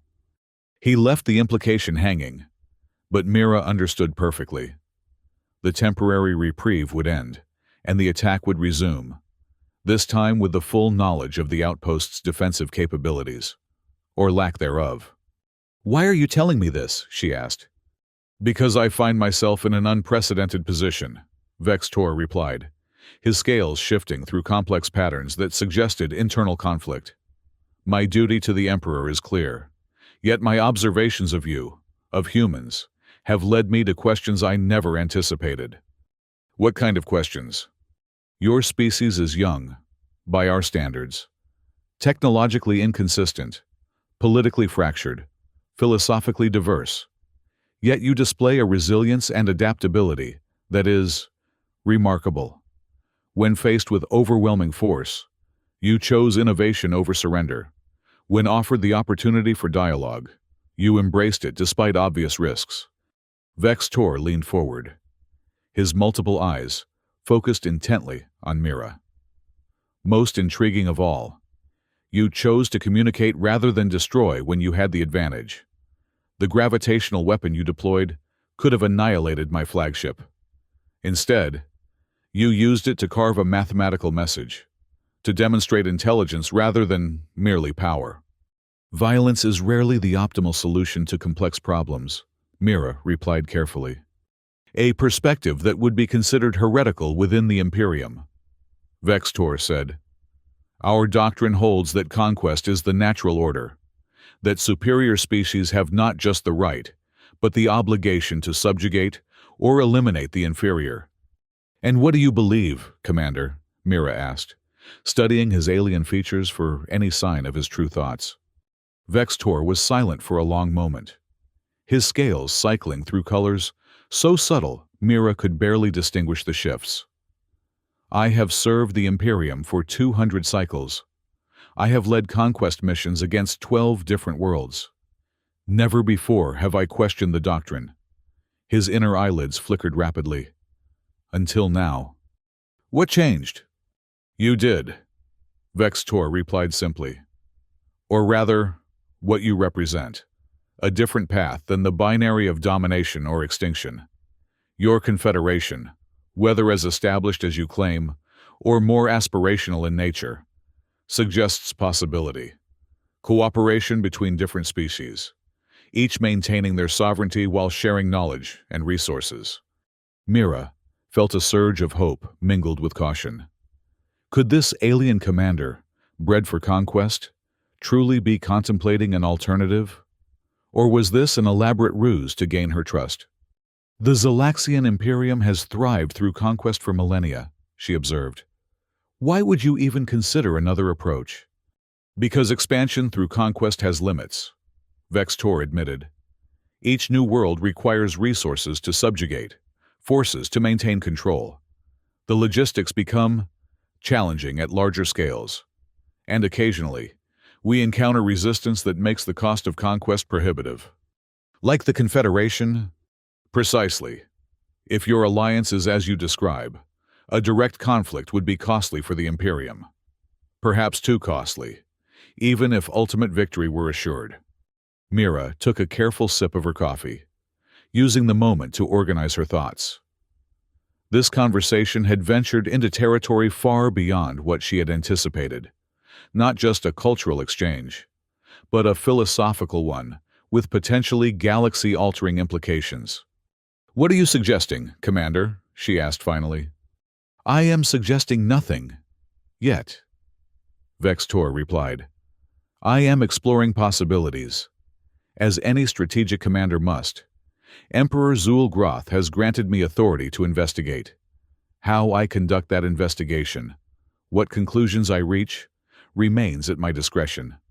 And if your investigation suggests that peaceful coexistence might benefit the Imperium more than conquest, then I would face a choice between duty, as traditionally defined, and duty to the greater welfare of my species." Vextor's mandibles clicked in a pattern that suggested irony. "Not unlike the choice you faced when you decided to reveal classified information about your alien contacts to save your outpost." Mira couldn't suppress a small smile. "Touché, Commander. I believe that is a human expression, indicating a point well made in verbal combat," Vextor observed. "We have a similar concept, though it typically involves actual combat." "I prefer this version," Mira replied. "As do I. Surprisingly." Vextor rose from his chair, his imposing height momentarily reminding Mira of the power differential between them, despite the cordial conversation. "Thank you for this enlightening exchange, Dr. Lang, and for the coffee. I find I may indeed develop a dependency, as you warned." "Cultural exchange at its finest," Mira said, also standing. "What happens now?" "Now I continue my investigation, and you continue your diplomacy," Vextor replied, a hint of knowing irony in his tone. "Perhaps in a few days, we might meet again. I would be interested in learning more about the specific protocols that govern your Confederation's approach to first contact scenarios. An area where Mira would need to be especially creative, given the fictional nature of the formal alliance she had described." "I look forward to it," she said, nonetheless. As Vextor departed, Mira remained in the chamber, contemplating the extraordinary conversation. The Zalaxian commander was clearly intelligent, perceptive, and, most surprisingly, questioning the very foundations of his society's expansionist doctrine. Whether that questioning would translate into action remained to be seen, but it offered a glimmer of hope she hadn't dared expect. Her communicator chimed, breaking her reverie. Commander Rivera's voice came through, tense with concern. "Dr. Lang, report status immediately." "I'm fine," she assured him. "The meeting was productive. I'm returning to the outpost now." "You have a priority communication waiting from Earth Command," Rivera informed her. "It seems they've made progress with the Confederation initiative." Mira's pulse quickened.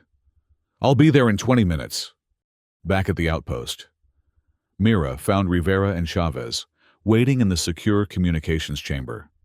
The holographic projector was already active, displaying Counselor NDI's composed features. "Dr. Lang," NDI greeted her as she entered. I understand you've been engaging in direct dialogue with the Zalaxian commander. Yes, Counselor, Mira confirmed. Commander Vex Tor has shown unexpected openness to diplomatic alternatives. He's questioning the Imperium's conquest doctrine, at least privately. Interesting, Ndiaye replied. And potentially advantageous, given our progress here. The Council has been in continuous session since your initial report. We've reached out to all 7 of our established non-human contacts, presenting the situation and proposing a formalization of our relationships. And, Mira prompted when Ndiaye paused. 5 have responded positively, the Counselor reported. The Arcturians and Rigelians have been particularly supportive, offering enhanced technological exchanges and security guarantees. The Tausedians are more cautious, but willing to participate in principle. The Procyans and Syrians have agreed to limited involvement. And the other 2? The Aldebarans remain neutral, citing their non-intervention principles. The Capellans have yet to respond, though their historical isolationism suggests they may decline. Mira absorbed this information, her mind racing. So we actually have the beginnings of a real confederation, if not yet the full alliance I described to Vex Tor? Precisely, Ndiaye confirmed. Enough to provide substance to your claims without yet matching their full scope. The Council believes this progress, combined with your developing rapport with Commander Vex Tor, presents an opportunity to transition from crisis management to genuine diplomatic engagement. What are my instructions? Mira asked. Continue the dialogue you've established, Ndiaye directed. Gradually introduce more accurate information about our alliance status. Present it as increased willingness to share details, rather than as corrections to previous statements. Emphasize the rapid formalization of relationships that were previously more informal. Walking the line between truth and deception, Mira observed. Walking toward truth from a starting point of necessary exaggeration, Ndiaye countered diplomatically. The goal now is a soft landing, bringing expectations and reality into alignment without triggering hostile reactions. After the communication ended, Mira briefed Rivera and Chavez on her meeting with Vex Tor, including his revelations about the Emperor's 3-cycle investigation period and his personal questioning of Zalaxian doctrine. You really think he's considering recommending against conquest? Rivera asked, skepticism evident in his voice.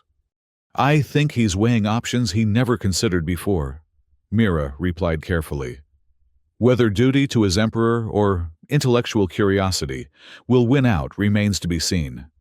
Either way, we're operating on borrowed time, Chavez pointed out.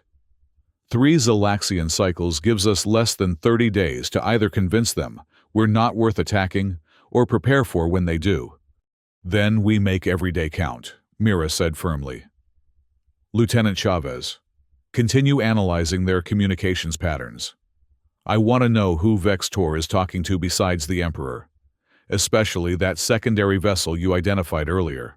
Commander Rivera, coordinate with Earth on defense preparations, subtle ones that won't be interpreted as aggressive escalation. And you? Rivera asked. Mira smiled slightly. I'm going to brush up on my diplomatic skills and learn everything I can about Zalaxian culture. If I'm going to convince a conquest-bred commander to choose peace, I need to understand what motivates him beyond duty. The following weeks saw a delicate dance of increasing openness and carefully calculated revelations. Mira met with Vex Tor 3 more times on the neutral platform, each conversation venturing deeper into comparative cultural analysis, philosophical exchange, and discussions of potential cooperation scenarios.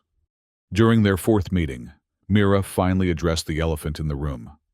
Commander, you've likely realized by now that my initial presentation of the Confederation was optimistic in certain aspects.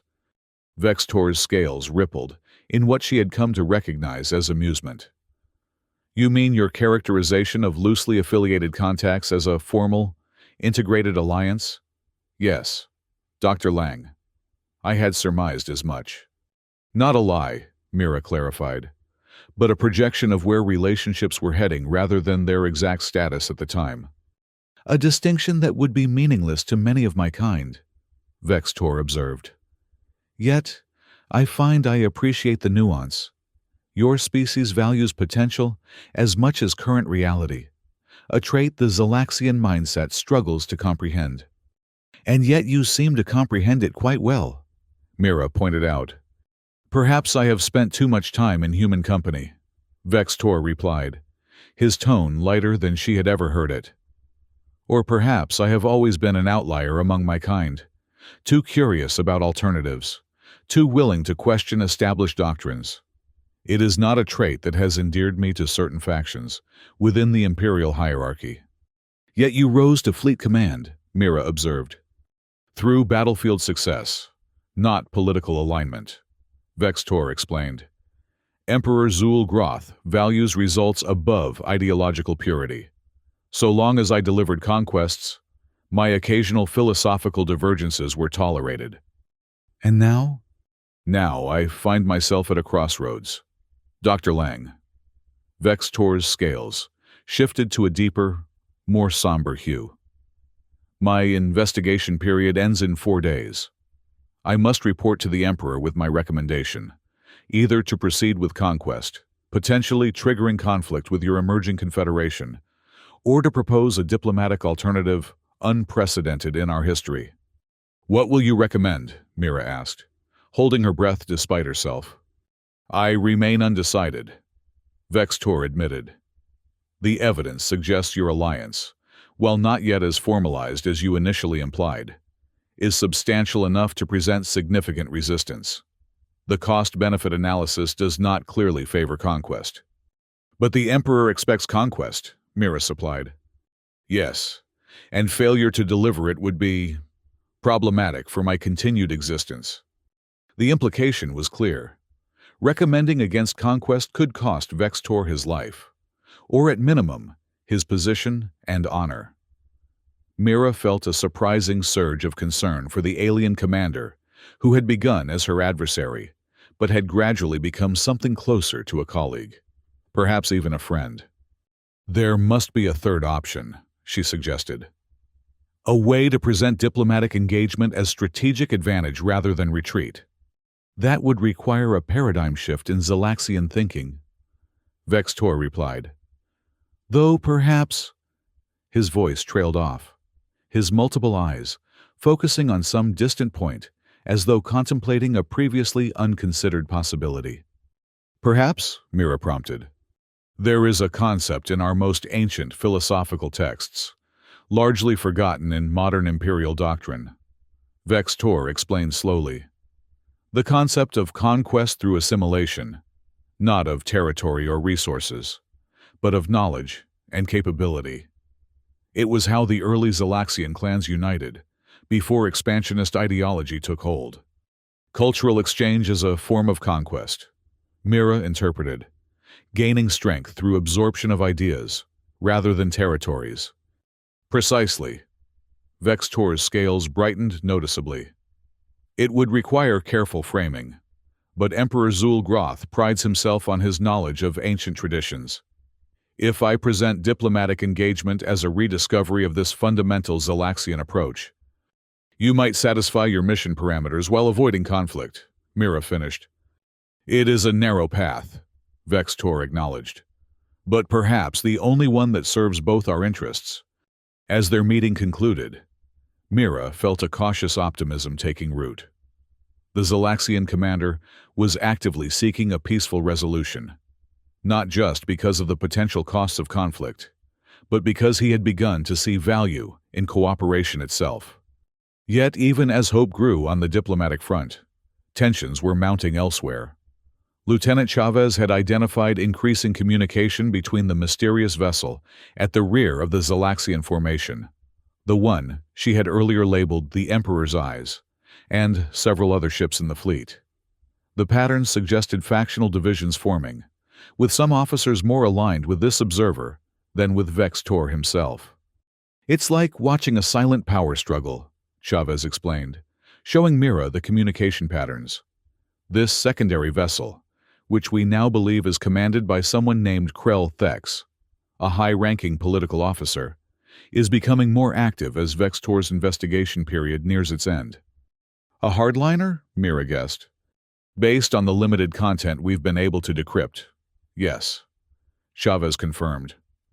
Someone who views Vextor's diplomatic approach as weakness, possibly even treason against the Emperor's directive. A potential coup within the fleet, Rivera suggested grimly. If this Krell Thex decides Vextor has gone too far in considering peace, then we could find ourselves facing an attack regardless of Vextor's recommendation, Mira concluded. How many ships appear loyal to this political officer? Difficult to say precisely, Chavez replied, but at least a third of the fleet has engaged in encrypted communications with his vessel. Possibly more. We need to warn Vextor, Mira decided. If he's going to propose a diplomatic solution to the Emperor, he needs to know there are elements in his own fleet working against him. Warning an alien commander about his own internal politics? Rivera questioned. That's beyond unorthodox. Dr. Lang, this entire situation is beyond unorthodox. Commander, Mira countered. Vextor is our best hope for a peaceful resolution. If he's undermined before he can make his case to the Emperor, we all lose. After considerable debate, Rivera reluctantly agreed. A secure communication was sent to Vextor's personal channel, requesting an urgent meeting on the neutral platform. When they convened the following day, Mira found the Zalaxian commander more reserved than in their previous encounters. His scales set in the formal patterns of his official capacity, rather than the more relaxed configurations she had come to associate with their private discussions. Your message indicated urgency. Dr. Lang, he said after minimal greetings. Has something changed in your Confederation's position? No, Mira replied. This concerns internal matters within your fleet, matters that could impact your upcoming report to Emperor Zul'Groth. Vextor's inner eyelids flickered rapidly, a sign of surprise or alarm. Explain. Mira outlined what they had observed. The pattern of communications centered around the vessel they believed belonged to Krell Thex. The apparent factionalization within the fleet. The timing that suggested a move against Vextor's authority. You monitor our internal communications, Vextor stated, his tone unreadable. We monitor transmission patterns and frequencies, Mira clarified. The content remains mostly encrypted, but the patterns themselves tell a story. One I believed you should know before you make your recommendation to the Emperor. Vextor was silent for a long moment, his multiple eyes fixed on Mira with an intensity that made her wonder if she had miscalculated badly. When he finally spoke, his voice was low, almost confidential. Krell Thex is not merely a political officer. He is the Emperor's nephew, sent to observe and report on my conduct independent of my official communications.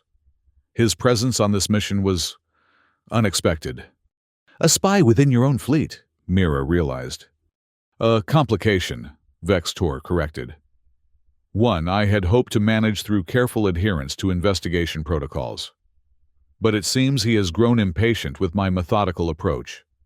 Will he move against you directly? Mira asked, concern evident in her voice, despite her efforts to maintain professional detachment. Not while my authority as fleet commander remains intact, Vextor replied. But if he has been reporting his own conclusions to the Emperor while I conduct my investigation, he could undermine your recommendation before you even make it, Mira finished. Precisely. Vextor's scales darkened with what might have been concern or determination. I must accelerate my timeline. My report to the Emperor cannot wait the full 3 cycles if Krell Thex is already positioning himself as the voice of Zalaxian orthodoxy. What will you recommend? Mira asked, unable to keep the question contained. Vextor studied her for a long moment, as though weighing exactly how much to reveal. I will recommend a modified approach to the Conquest Directive, he said finally. one that emphasizes acquisition of knowledge and technological capability through strategic alliance rather than territorial subjugation. Strategic alliance, Mira repeated, hope rising despite her caution. With the Confederation. With select members of your alliance, beginning with Earth. Vextor confirmed.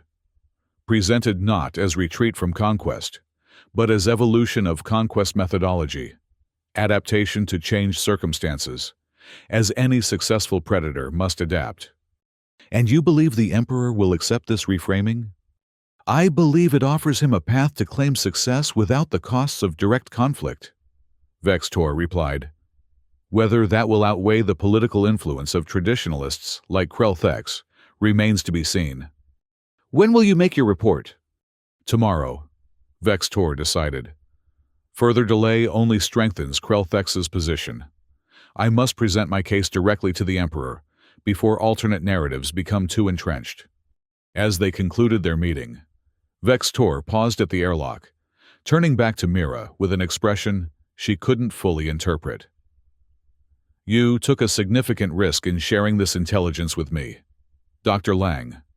Many would consider it interference in Zalaxian internal affairs.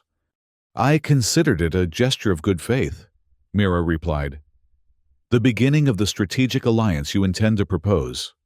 Indeed, Vextor acknowledged, his mandibles moving in the pattern she had come to recognize as his version of a smile. Perhaps the first of many such exchanges between our peoples. The following day brought a tense waiting game. Vextor had withdrawn to his flagship to prepare and deliver his report to Emperor Zul'Groth, leaving the outpost in a state of anxious anticipation. Mira found herself unable to focus on routine tasks, constantly checking the status of the Zalaxian fleet for any sign of movement or activity. Any changes? She asked Chavez for what felt like the 100th time. Nothing definitive, the communications officer replied patiently. There's been an increase in encrypted transmissions between Vextor's flagship and Imperial Center, but that's to be expected given his report to the Emperor. The rest of the fleet remains in standard formation. What about Krelthex's vessel? Still positioned at the rear of the formation. No unusual communication patterns detected in the past 6 hours. Mira nodded, trying to take comfort in the lack of obvious crisis indicators. And Earth Command? Any updates on the Confederation initiative? The latest report indicates formal agreements have now been signed with 6 of the 7 contacted species, Rivera supplied, joining them at the monitoring station. The Capellans finally responded, agreeing to limited participation focused on scientific exchange. Only the Aldebarans maintain their neutrality. So we actually do have something resembling the alliance I claimed, Mira observed with a touch of wonder. Fiction has become fact, or close enough to it. Let's hope it's enough to convince Emperor Zul'Groth that conquest isn't worth the cost, Rivera replied. Hours passed with no communication from the Zalaxian fleet. Night fell on the outpost, though most of the staff remained at their stations, too keyed up for normal sleep cycles. Mira had just reluctantly retired to her quarters when the alert sounded, 3 short bursts that indicated an incoming priority transmission. She rushed back to the control room, arriving just as the main view screen activated. Vextor's image appeared, his scales set in formal patterns that gave away nothing of the Emperor's response. Commander Vextor, Mira greeted him, trying to keep her voice steady. We've been awaiting word. Dr. Mira Lang, he replied, his own tone equally controlled. I have completed my report to Emperor Zul'Groth regarding the potential costs and benefits of traditional conquest methodology versus strategic alliance in this sector. And his response? Mira asked when Vextor paused. The Emperor has considered the historical precedents I presented and the evidence gathered during my investigation period. He acknowledges that the emergence of your confederation presents unusual circumstances that may warrant adaptive approaches. Mira felt a surge of hope. Does that mean? It means, Vextor interrupted, that I am authorized to pursue preliminary diplomatic arrangements with Earth as a representative member of your alliance. These arrangements will be classified as knowledge conquest within Zalaxian terminology, a concept from our early history that the Emperor has graciously revived for this unique situation.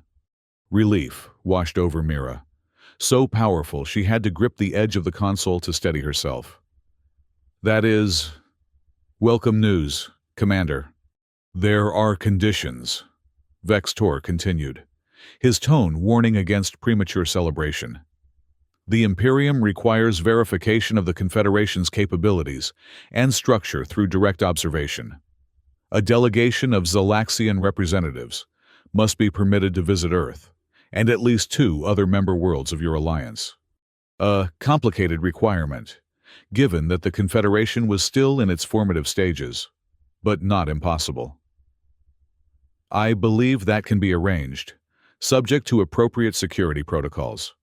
Furthermore, the Emperor expects technological exchange to favor the Imperium, at least initially, as demonstration of the benefits of this approach.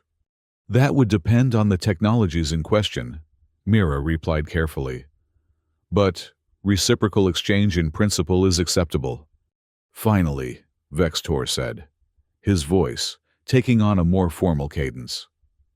Emperor Zul'Groth requires that the primary architect of this unprecedented arrangement, the individual who demonstrated both the capability to resist conquest and the wisdom to propose cooperation instead, participate directly in ongoing negotiations. The primary architect? Mira questioned, momentarily confused. You, Dr. Lang, Vextor clarified. The Emperor was impressed by the accounts of your actions during our initial confrontation.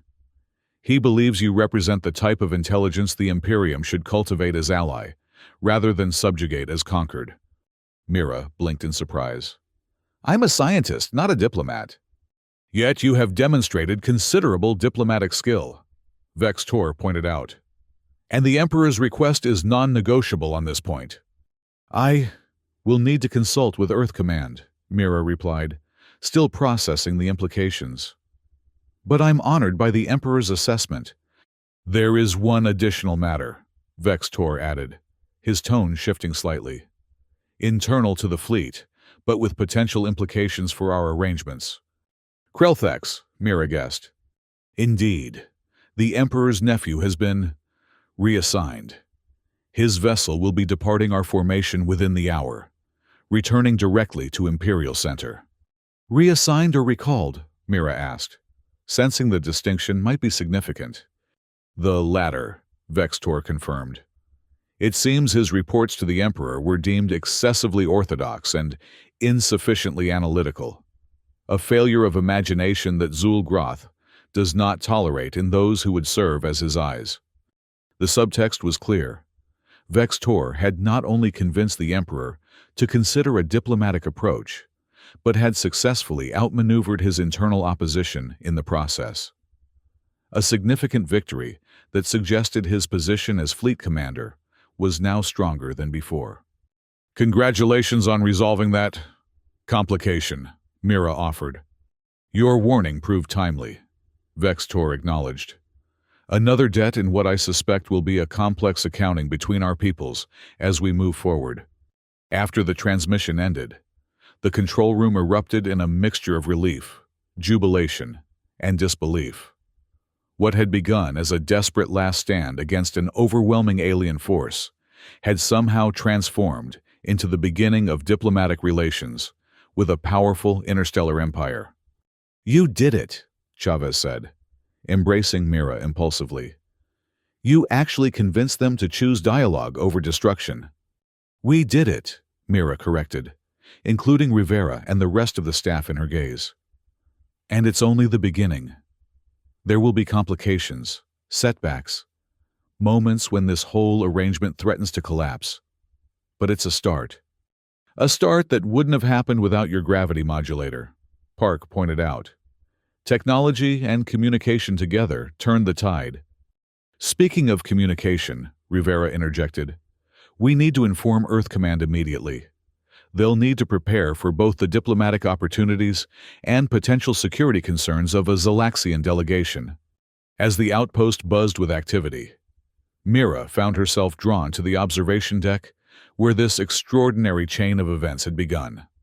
With a simple cup of coffee and a prototype device she'd been tinkering with during her break, the red sun of Proxima Centauri cast the same crimson glow across the landscape.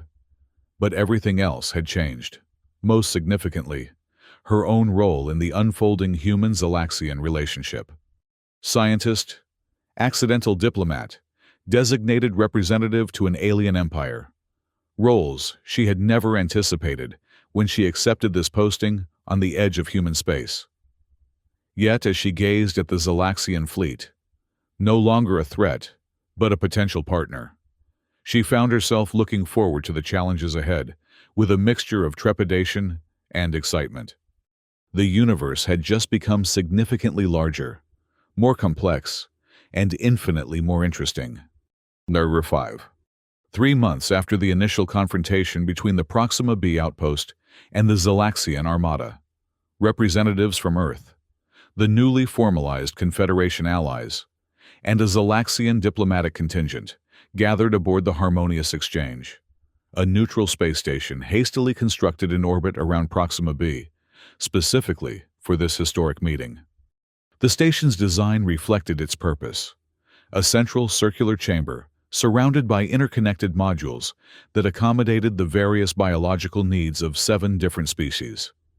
The architecture itself was a statement of intent, each section equal in size and prominence, the whole forming a balanced structure that required all parts to function properly.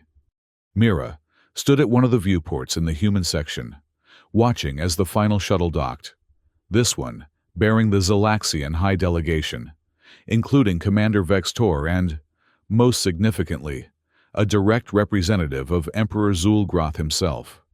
"Nervous?" Lieutenant Chavez asked, joining her at the viewport. In the months since the crisis, their professional relationship had evolved into a genuine friendship, forged in the shared experience of facing extinction and finding unexpected salvation. Terrified, Mira admitted with a small smile. "I'm still not convinced I should be Earth's primary representative at these talks. There are professional diplomats with decades of experience who would be better suited, none of whom faced down a Zalaxian armada with an untested prototype and a cup of coffee." Chavez pointed out, "You earned this role, Dr. Lang. Besides, Vextor respects you. That counts for more than any diplomatic training." "I suppose so," Mira conceded. "Though I'd feel better if we had more concrete progress to show for these past months. The Confederation is still more framework than reality, and Earth's leadership remains divided on how much technology to share with the Zalaxians." "Progress isn't always linear," Chavez reminded her. "The fact that we're having this meeting at all is remarkable. 3 months ago, we were preparing to die in orbital bombardment." Before Mira could respond, the station's announcement system activated. "Attention all representatives. The Zalaxian delegation has completed boarding procedures. The inaugural Confederation Zalaxian Dialogue will commence in the central chamber in 30 minutes. "Showtime," Chavez said with an encouraging smile. "I should get to my station. The communications team is monitoring all open channels for any sign of trouble." Left alone, Mira took a moment to center herself. The past months had been a whirlwind of preparation, intensive study of Zalaxian culture and protocol, crash courses in diplomatic negotiation, endless briefings on what Earth was and wasn't willing to offer in technological exchange. Through it all, she had maintained regular communication with Vextor, building on the foundation of trust they had established during the crisis. "Dr. Lang." A voice interrupted her thoughts. She turned to find Admiral Preston, the same officer who had initially criticized her actions during the confrontation, but who had since become a cautious supporter of the diplomatic initiative. "Admiral," she acknowledged, "I didn't realize you would be attending personally." "Late addition to the Earth delegation," Preston explained. "The Security Council felt it important to have military representation balanced with scientific and diplomatic perspectives. He paused, seeming to choose his next words carefully. "I owe you an apology, Dr. Lang. I was harsh in my initial assessment of your actions during the crisis." "You were concerned about security protocols," Mira replied diplomatically. "Understandable, given the circumstances." "Perhaps," Preston conceded. "But results speak for themselves. Your improvisation opened a door none of us knew existed. Now it's our job to walk through it wisely." Together, they made their way to the central chamber, where the Earth delegation was gathering. Counselors Ndiaye and Takeda were already present, along with a team of specialists in various fields: technology, resource management, cultural exchange, security protocols, all carefully selected to present Earth's capabilities and interests in the best possible light. As they took their positions around the massive circular table, designed to accommodate the physiological differences of all participating species, Mira found herself studying the other Confederation representatives. The Arcturians with their crystalline exoskeletons that refracted light in complex patterns. The Rigelians, vaguely insectoid, but with a grace that belied their chitinous appearance. The Tau Cetians, closer to Earth mammals in form, but with distinctive respiratory structures, and representatives from the Procyon, Syrian, and Capellan species, each unique in their biological adaptations and cultural expressions. A year ago, most of humanity didn't know these species existed. Now they sat together as allies, preparing to engage with a potentially hostile empire that had very nearly become Earth's executioner. The chamber's main doors opened, and the Zalaxian delegation entered. At their head walked Commander Vextor, his scales set in formal patterns of authority and diplomatic intent. Behind him came a group of Zalaxian officials, scientific advisors, military attachés, cultural interpreters, and finally, a figure whose elaborate scale patterning and ornate attire immediately identified him as the imperial representative, Mach Zul, cousin to Emperor Zul'Groth and carrier of his direct authority. The Zalaxians took their places at the designated section of the table. A moment of silence fell over the chamber as the various species regarded one another, the weight of the occasion palpable in the recycled air. Counselor Ndiaye, as the designated opening speaker for Earth, rose to her feet. "Distinguished representatives of the Zalaxian Imperium, honored allies of the Confederation, I welcome you to this historic gathering. 3 months ago, our peoples stood at the precipice of conflict. Today, we sit together in dialogue, a testament to the wisdom that prevailed on all sides." Mach Zul rose in response, his movements deliberate and regal. "The Zalaxian Imperium acknowledges this gathering and the opportunity it represents. For 7,000 cycles, we have expanded through traditional conquest. Today, at the directive of Emperor Zul'Groth, we explore a different path: conquest through mutual exchange, dominion through shared knowledge." The terminology made several human delegates shift uncomfortably, but Mira recognized it for what it was: a necessary framing that allowed the Zalaxians to maintain their cultural narrative while engaging in what any other species would simply call diplomacy. "Before we proceed with formal presentations," Mach Zul continued, "the Emperor has authorized me to acknowledge the individual whose actions created the conditions for this unprecedented approach." His multiple eyes fixed on Mira. Dr. Mira Lang, whose technological innovation and strategic deployment forced the Imperium to reconsider its traditional methods. The Emperor recognizes exceptional capability, regardless of species origin. Mira inclined her head in acknowledgement, careful to match the degree of respect without suggesting submission. "The recognition is appreciated, Representative Mach Zul. However, I must emphasize that my actions represented not individual achievement but collaborative development. The technology that defended our outpost drew from principles shared by multiple species, just as this gathering draws strength from our diverse perspectives." A subtle but important correction, reinforcing the reality of the Confederation's collaborative nature while gently pushing back against the Zalaxian tendency to focus on individual authority figures. Makzul's scales shifted in what Mira had learned to recognize as contemplative assessment.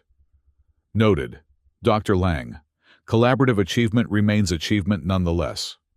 The formal introductions continued around the table, each species presenting their representatives and establishing their role within the emerging dialogue. Mira found her attention drawn repeatedly to Vextor, who maintained formal Zalaxian protocol, but occasionally met her gaze with what she interpreted as subtle acknowledgement of their shared journey to this moment. As the preliminary statements concluded, the substantive discussions began. 3 primary areas had been identified for initial focus: technological exchange, territorial delineation, and cultural understanding. Working groups would address each area separately before bringing recommendations back to the plenary session. Dr. Lang, Counselor NDIA, addressed her. Given your background and your unique relationship with Commander Vextor, the Earth delegation requests that you lead our representation in the Technological Exchange Working Group. Of course, Mira agreed, though inwardly she felt the familiar flutter of doubt. Her expertise was in gravitational physics, not comprehensive technological assessment or negotiation.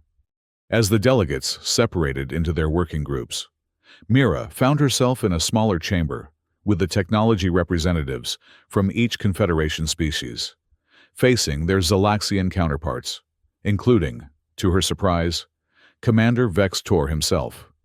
"Commander," she greeted him as they took their seats at the smaller table. "I didn't expect you to participate directly in the technological exchange discussions. The Emperor considers this the most critical aspect of our new approach," Vextor replied.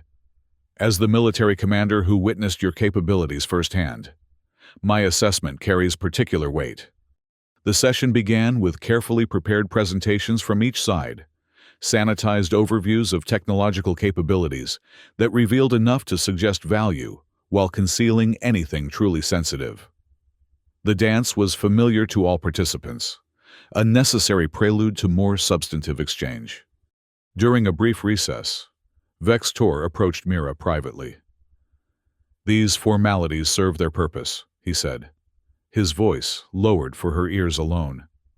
"But perhaps we might be more efficient with a direct approach, as we were during our earlier meetings." "What do you suggest?" Mira asked. "A demonstration rather than mere description," Vextor proposed. "You showed the effectiveness of your gravitational technology in combat. Perhaps now you could show its constructive applications." Mira considered the request.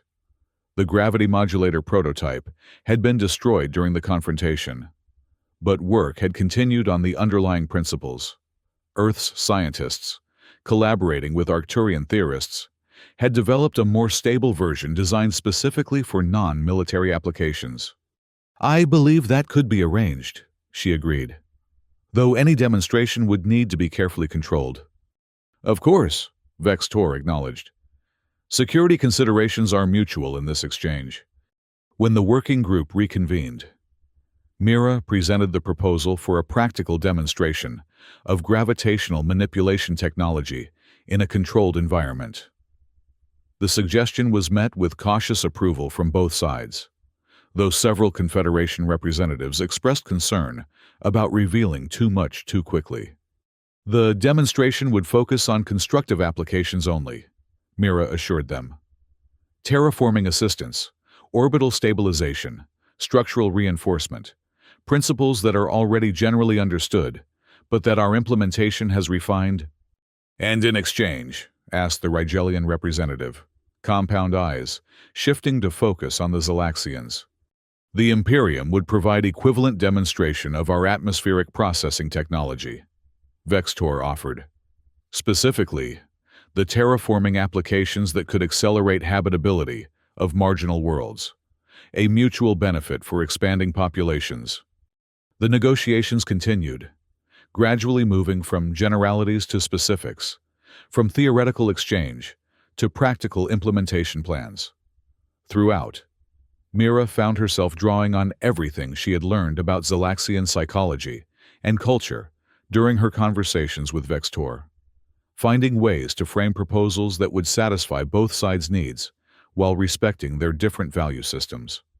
By the end of the first day, the Technological Exchange Working Group had drafted preliminary recommendations for the plenary session, a carefully balanced set of initial exchanges that would build trust while testing the viability of the broader relationship. As the various delegates dispersed to their respective quarters for rest periods, Mira found herself lingering in the station's observation lounge, gazing out at the stars.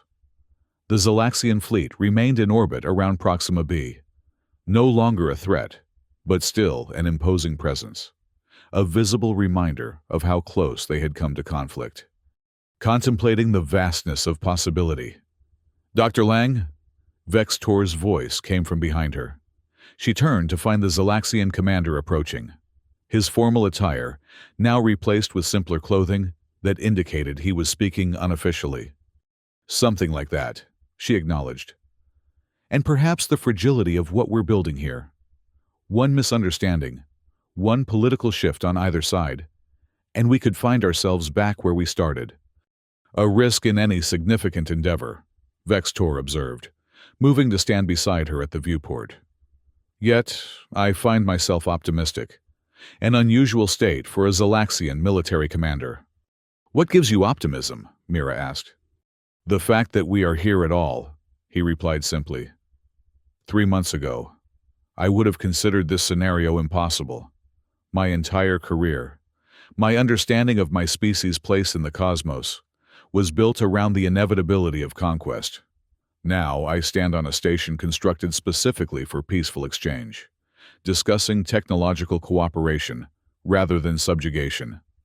"A significant paradigm shift," Mira agreed. "One that would not have occurred without your intervention," Vextor added. "Both your technological defense and your subsequent proposal of an alternative path." Mira shook her head slightly. "I simply saw an opportunity where others might have seen only threat. You were the one who had to challenge centuries of Zalaxian doctrine to pursue that opportunity. Perhaps we both stepped outside expected parameters," Vextor suggested, his scales shifting to a contemplative blue hue. "Which raises an interesting question about our respective futures." "How so?" "You were an astrophysicist who became an impromptu diplomat. I was a conquest commander who became an advocate for strategic alliance. Having transcended our original roles, where do we go from here?" It was a profound question, one Mira had been asking herself throughout the preparations for this conference. Her research had been sidelined by diplomatic responsibilities. Her identity as a scientist had been overshadowed by her new role as interspecies liaison. "I suppose we continue to adapt," she replied, after a thoughtful pause. "Find ways to integrate our original purposes with the new paths that have opened before us." "Integration rather than replacement," Vextor mused. "A very non-Zalaxian perspective. Traditionally, we would simply discard the old role and assume the new one fully. Maybe that's another area where our species can learn from each other," Mira suggested. "Different approaches to change and continuity." Their conversation was interrupted by the arrival of Lieutenant Chavez, who appeared momentarily startled to find them engaged in private discussion. "Dr. Lang, Commander Vextor," she acknowledged with a formal nod. "I apologize for the interruption, but there's a situation developing that requires attention." "What kind of situation?" Mira asked, immediately alert. "A transmission from Earth," Chavez explained. "The Aldebarans have reversed their position of neutrality. They're requesting participation in the conference, effective immediately." This was unexpected news. The Aldebarans had been the only contacted species to decline involvement in the Confederation initiative, citing their long-standing policy of non-intervention in other species' affairs. What prompted their change of position, Mira wondered. Their transmission cites evolving strategic considerations, Chavez replied. But there's more. They've specifically requested direct dialogue with the Zalaxian leadership. independent of Confederation protocols. Vextor's scales shifted to a pattern Mira recognized as heightened alertness. Interesting timing, he observed. And a curious approach, bypassing established channels. My thoughts exactly, Mira agreed. Commander, would the Aldebarans have had any previous contact with the Zalaxian Imperium that you're aware of? None recorded in our official histories, Vextor replied.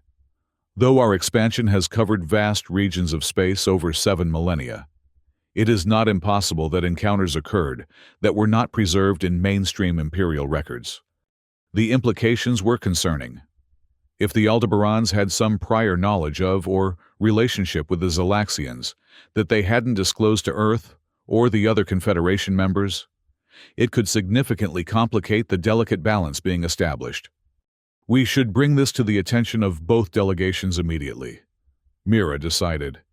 Transparency will be essential in addressing whatever the Aldebaran's true motives might be. Vextor nodded in agreement. I will inform Representative Makzul.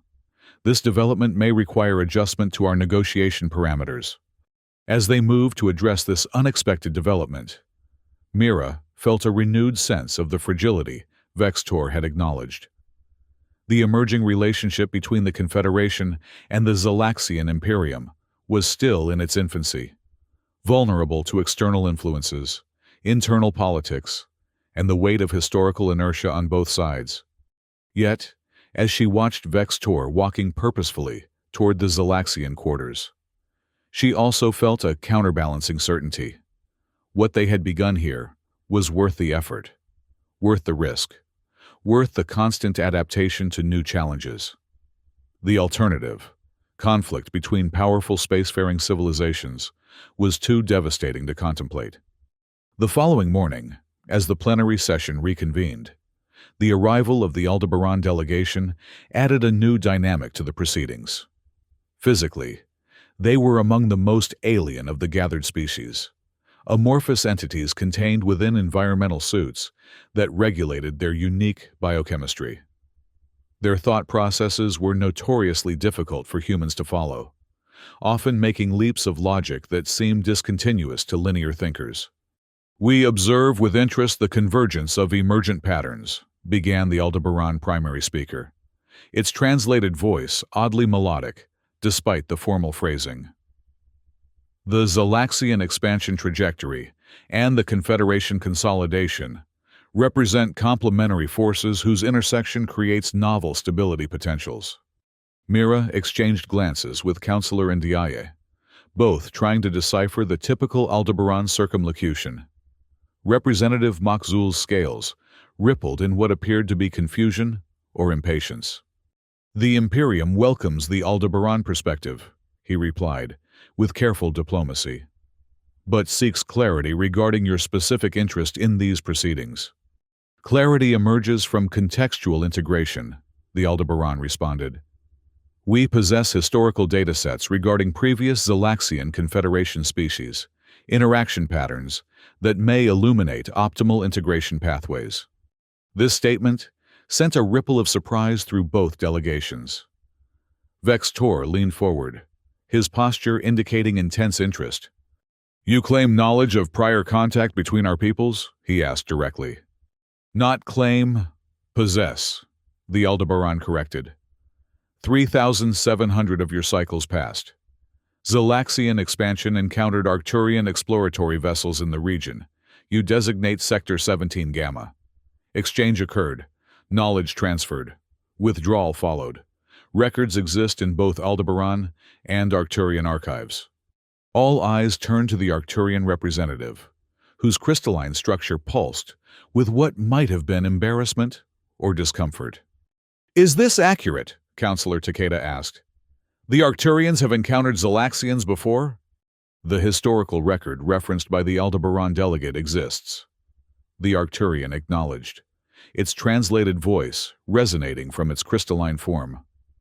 However, it was deemed irrelevant to current circumstances due to the significant temporal distance and the limited nature of the interaction. Limited nature? Makzul questioned, his tone sharpening. Elaborate. A scientific expedition, not a military encounter, the Arcturian explained. Brief cultural and technological exchange, followed by mutual agreement to respect territorial boundaries. No subsequent contact was established. Mira watched Vextor's reaction carefully. The revelation clearly surprised him. This encounter was not part of the Imperial history he knew. This information should have been shared at the outset of these negotiations. Representative Makzul stated, his scales darkening with what Mira recognized as controlled anger. It raises questions about the Confederation's transparency and intentions. With respect, Mira interjected, before the situation could escalate. This appears to be new information to most Confederation members as well. Perhaps instead of focusing on why it wasn't shared earlier, we should explore what we can learn from this historical precedent. Dr. Lang is correct. The Aldebaran delegate agreed.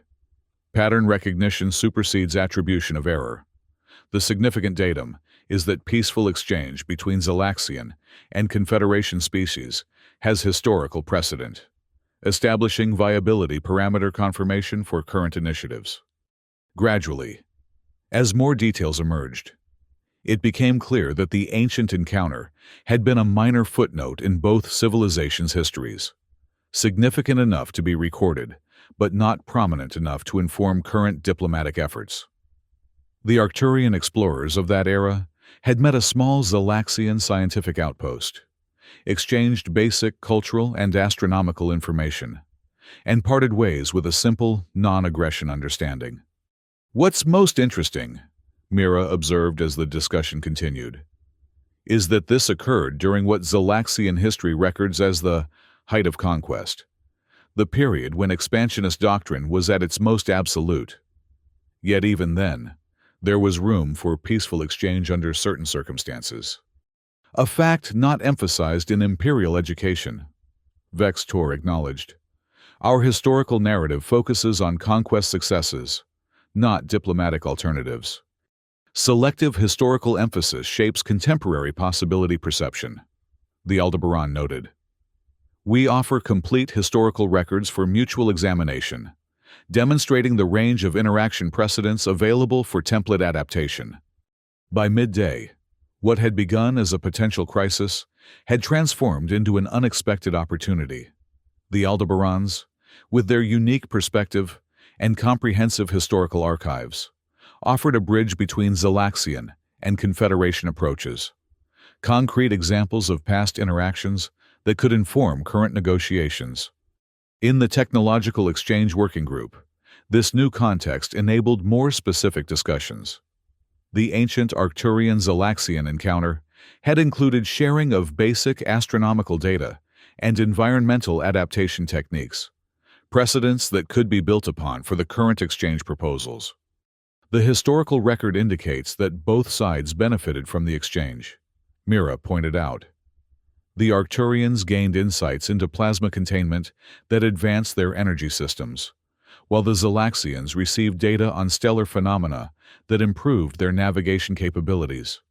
Mutual benefit without territorial concession, Vextor observed. A template that might satisfy both current Zalaxian doctrine and Confederation principles.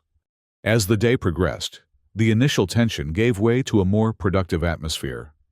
The Aldebaran intervention, while unexpected, had provided historical context that legitimized the very approach Vextor had proposed to Emperor Zul'Groth, conquest through knowledge exchange rather than territorial subjugation. By the time the conference adjourned for the day, significant progress had been made. The Technological Exchange Working Group had finalized recommendations for initial sharing of gravitational manipulation and atmospheric processing technologies. The Territorial Delineation Group had established preliminary boundary recognition principles. The Cultural Understanding Initiative had organized a series of educational exchanges to begin within the month. That evening, a reception was held in the station's central chamber, redesigned from negotiation space to social gathering area.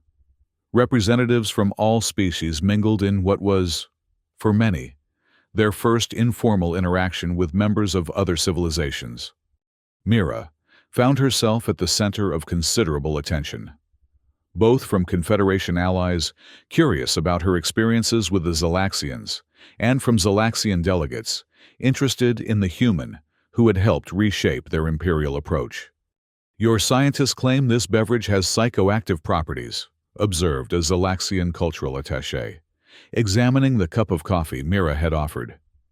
"Is it a ritual intoxicant?"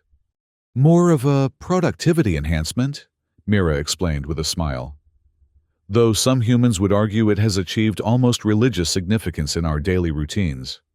Nearby, Commander Vex Tor was engaged in conversation with Admiral Preston, a discussion that appeared to be moving from formal military comparison to more personal exchange. Mira caught fragments about battle tactics and command philosophies, noting with satisfaction that the initial wariness between the military leaders seemed to be giving way to professional respect. Representative Makzul approached, his formal regalia somewhat reduced for the social occasion, but still marking his elevated status. "Dr. Lang," he greeted her, "the Emperor will be most interested in my report of these proceedings." "I hope it will be a favorable assessment," Mira replied. "It will be nuanced," Makzul said, his inner eyelids flickering in what she had learned to recognize as thoughtful consideration.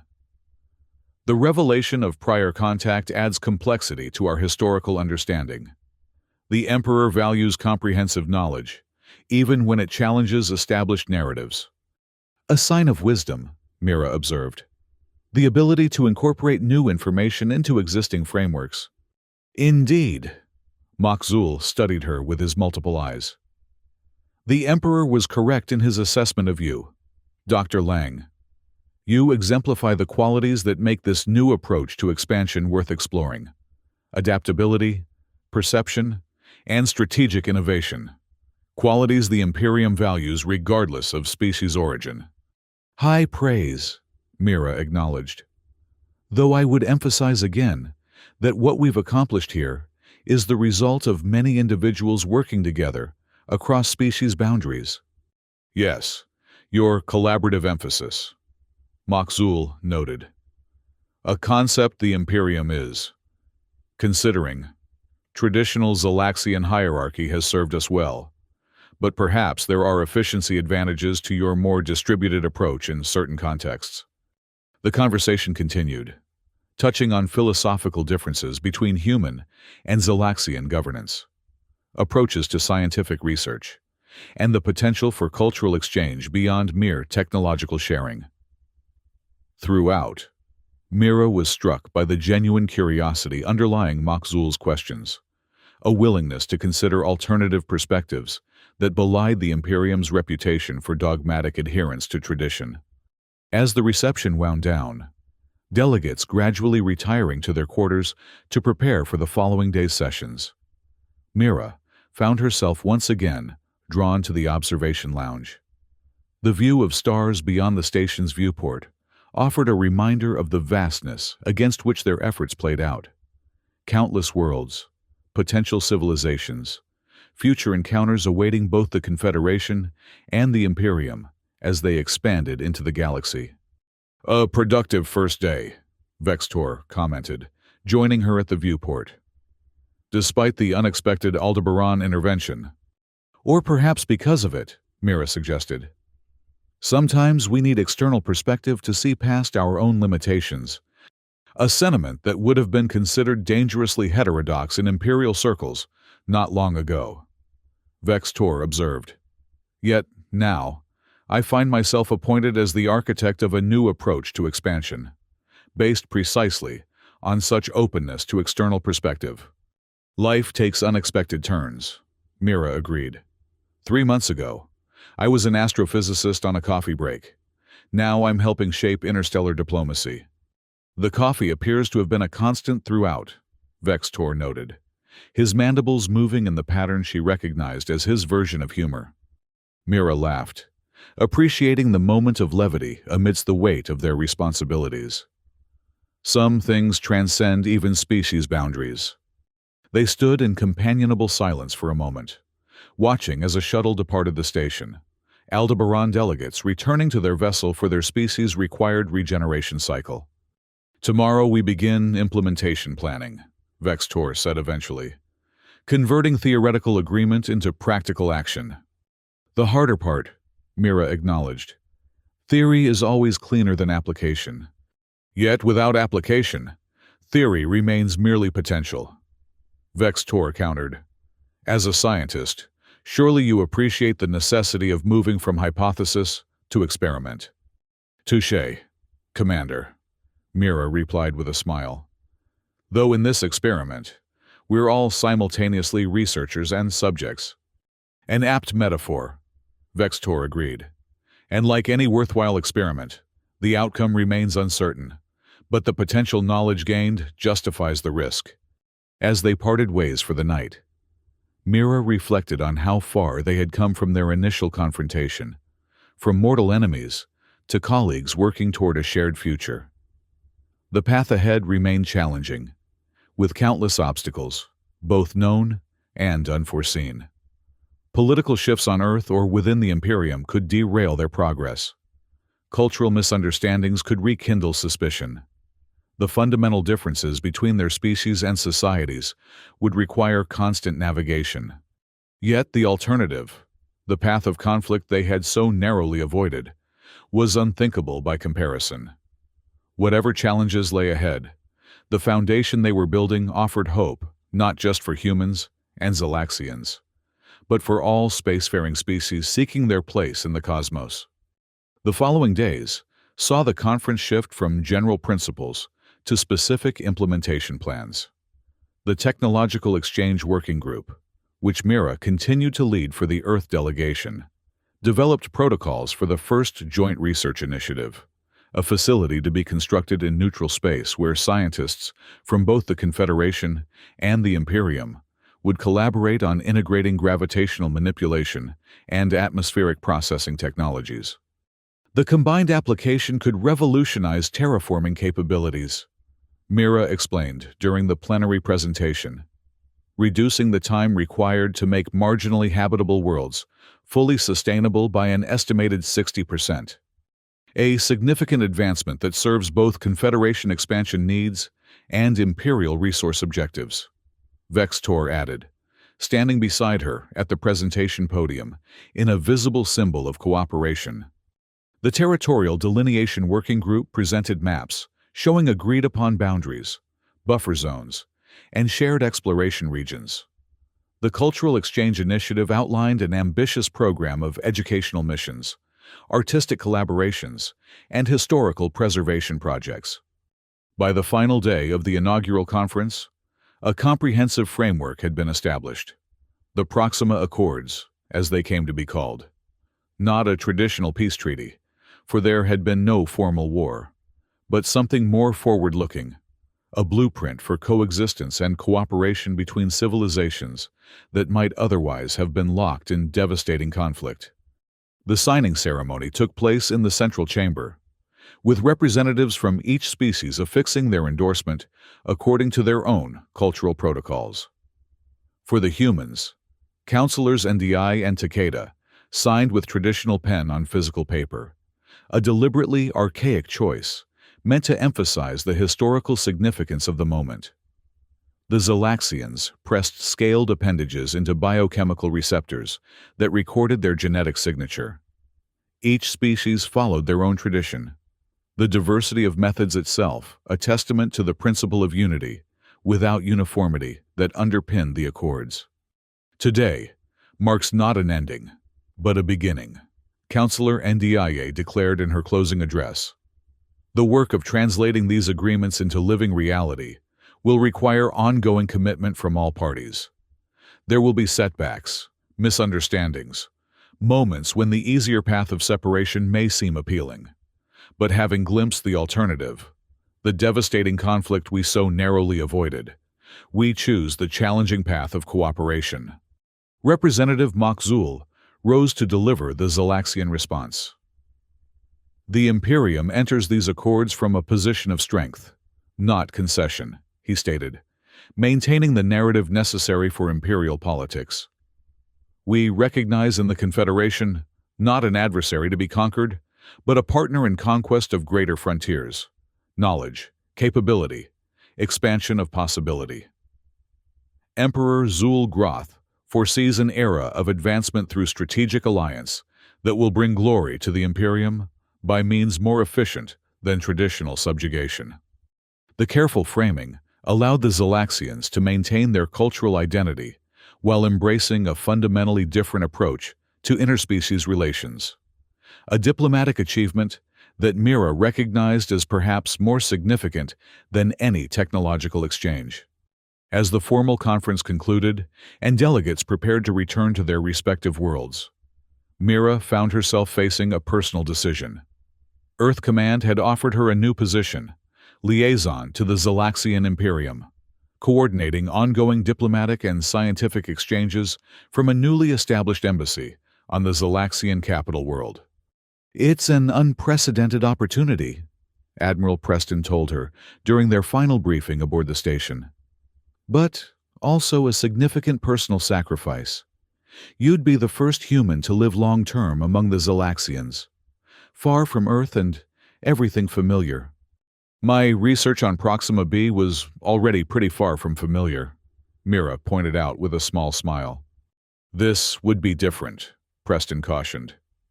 "At least at Proxima, you were surrounded by humans, working within Earth parameters. As liaison, you'd be immersed in Zalaxian culture, subject to their protocols and environmental conditions. The psychological challenges shouldn't be underestimated. Neither should the benefits," Counselor NDI added. "Having someone who understands both cultures, who has already established trust with key Zalaxian leaders, could be invaluable in navigating the inevitable complications ahead." Mira gazed out at the stars, considering the magnitude of the choice before her. How long would the posting last? "Initially, 2 Earth years," Preston replied, "with option for extension if both sides find the arrangement beneficial. And my research? Would I be able to continue my work in gravitational physics?" "That's one of the advantages of your unique position," NDI explained. "The Zalaxians have expressed specific interest in your scientific expertise as well as your diplomatic role. You would have access to their advanced research facilities, with the understanding that knowledge gained would be shared according to the exchange protocols established in the Accords." It was a tempting prospect, continuing her scientific work while helping build the foundation for long-term peaceful relations between humanity and the Zalaxians. Yet it meant leaving behind everything and everyone familiar, venturing alone into an alien culture that had very nearly been humanity's executioner. "I'd like to speak with Commander Vex Tor before making my decision," Mira requested. "Of course," Preston agreed. "He's been appointed as your primary Zalaxian counterpart, should you accept the position. I believe he's waiting to speak with you in the observation lounge." Mira found the Zalaxian commander where Preston had indicated, gazing out at the stars, much as she had been doing throughout the conference. Something about the infinite perspective seemed to provide common ground across species boundaries. "Commander," she greeted him, "I understand congratulations are in order. Imperial liaison to the Confederation is quite an appointment." "As is Confederation liaison to the Imperium," Vex Tor replied, turning to face her. "Emperor Zul-Groth was most specific in his requirements for the position. It seems you made quite an impression through my reports." "I'm still considering the offer," Mira admitted. "It's a significant commitment." "Indeed," Vex Tor acknowledged. "One not without personal cost. Zalaxian environmental conditions are tolerable for humans with minimal adjustments, but cultural immersion presents more complex challenges." "That's what I wanted to ask you about," Mira said. "Not the technical aspects. Those are well documented in the briefing materials. But your personal assessment. Do you believe I could be effective in this role? Would Zalaxian society accept a human in such a position?" Vex Tor considered the question with characteristic thoroughness. "Imperial society is hierarchical and traditionally suspicious of outsiders," he began. "However, you enter with unique advantages. your defeat of an Imperial battle group, however diplomatically we might phrase it now, has earned you respect among our military caste. Your role in establishing the knowledge conquest approach has been recognized by the Emperor himself, granting you political capital. But as an individual, a human living day-to-day among Zalaxians, there will be isolation, Vextor acknowledged. Moments of profound alienation that no amount of cultural briefing can prepare you for. Yet I have observed your adaptability, your capacity to find common ground across seemingly insurmountable differences. His scales shifted to a hue she had come to recognize as indicative of sincerity. If any human could succeed in this role, Dr. Lang, it would be you. Mira smiled at the qualified vote of confidence. High praise from a Zalaxian commander. Accurate assessment based on observed data, Vextor corrected, though his mandibles moved in the pattern she recognized as his version of a smile. A scientific conclusion, if you will. Well, if we're being scientific about it, Mira replied, her decision crystallizing as she spoke. Then the experimental approach would be to test the hypothesis through direct experience.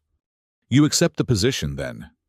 I do, Mira confirmed, though I reserve the right to publish extensively on my findings regarding Zalaxian culture and society, within security parameters established by the Accords, Vextor stipulated. Of course, Mira agreed. Though I should warn you, human scientists can be quite persistent when pursuing knowledge, as can Zalaxian military commanders when executing their mission, Vextor countered, which makes us well-matched as counterparts in this unprecedented exchange. As they sealed their agreement with the formal gestures of their respective cultures, a human handshake modified to accommodate Zalaxian physiology, Mira felt the weight of responsibility settling upon her shoulders.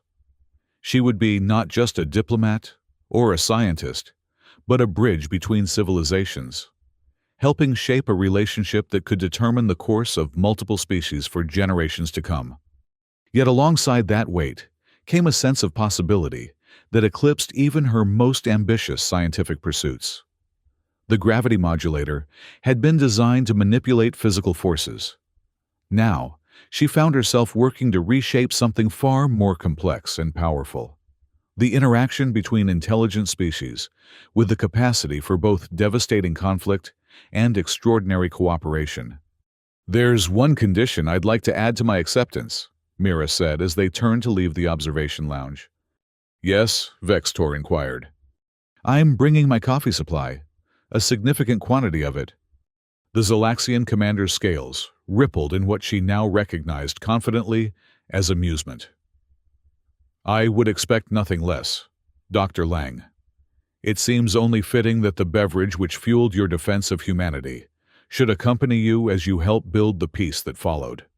As they left the observation lounge, the stars continued their eternal vigil through the viewport, silent witnesses to a moment of transition, not just for Mira Lang or Commander Vextor, but for the civilizations they represented.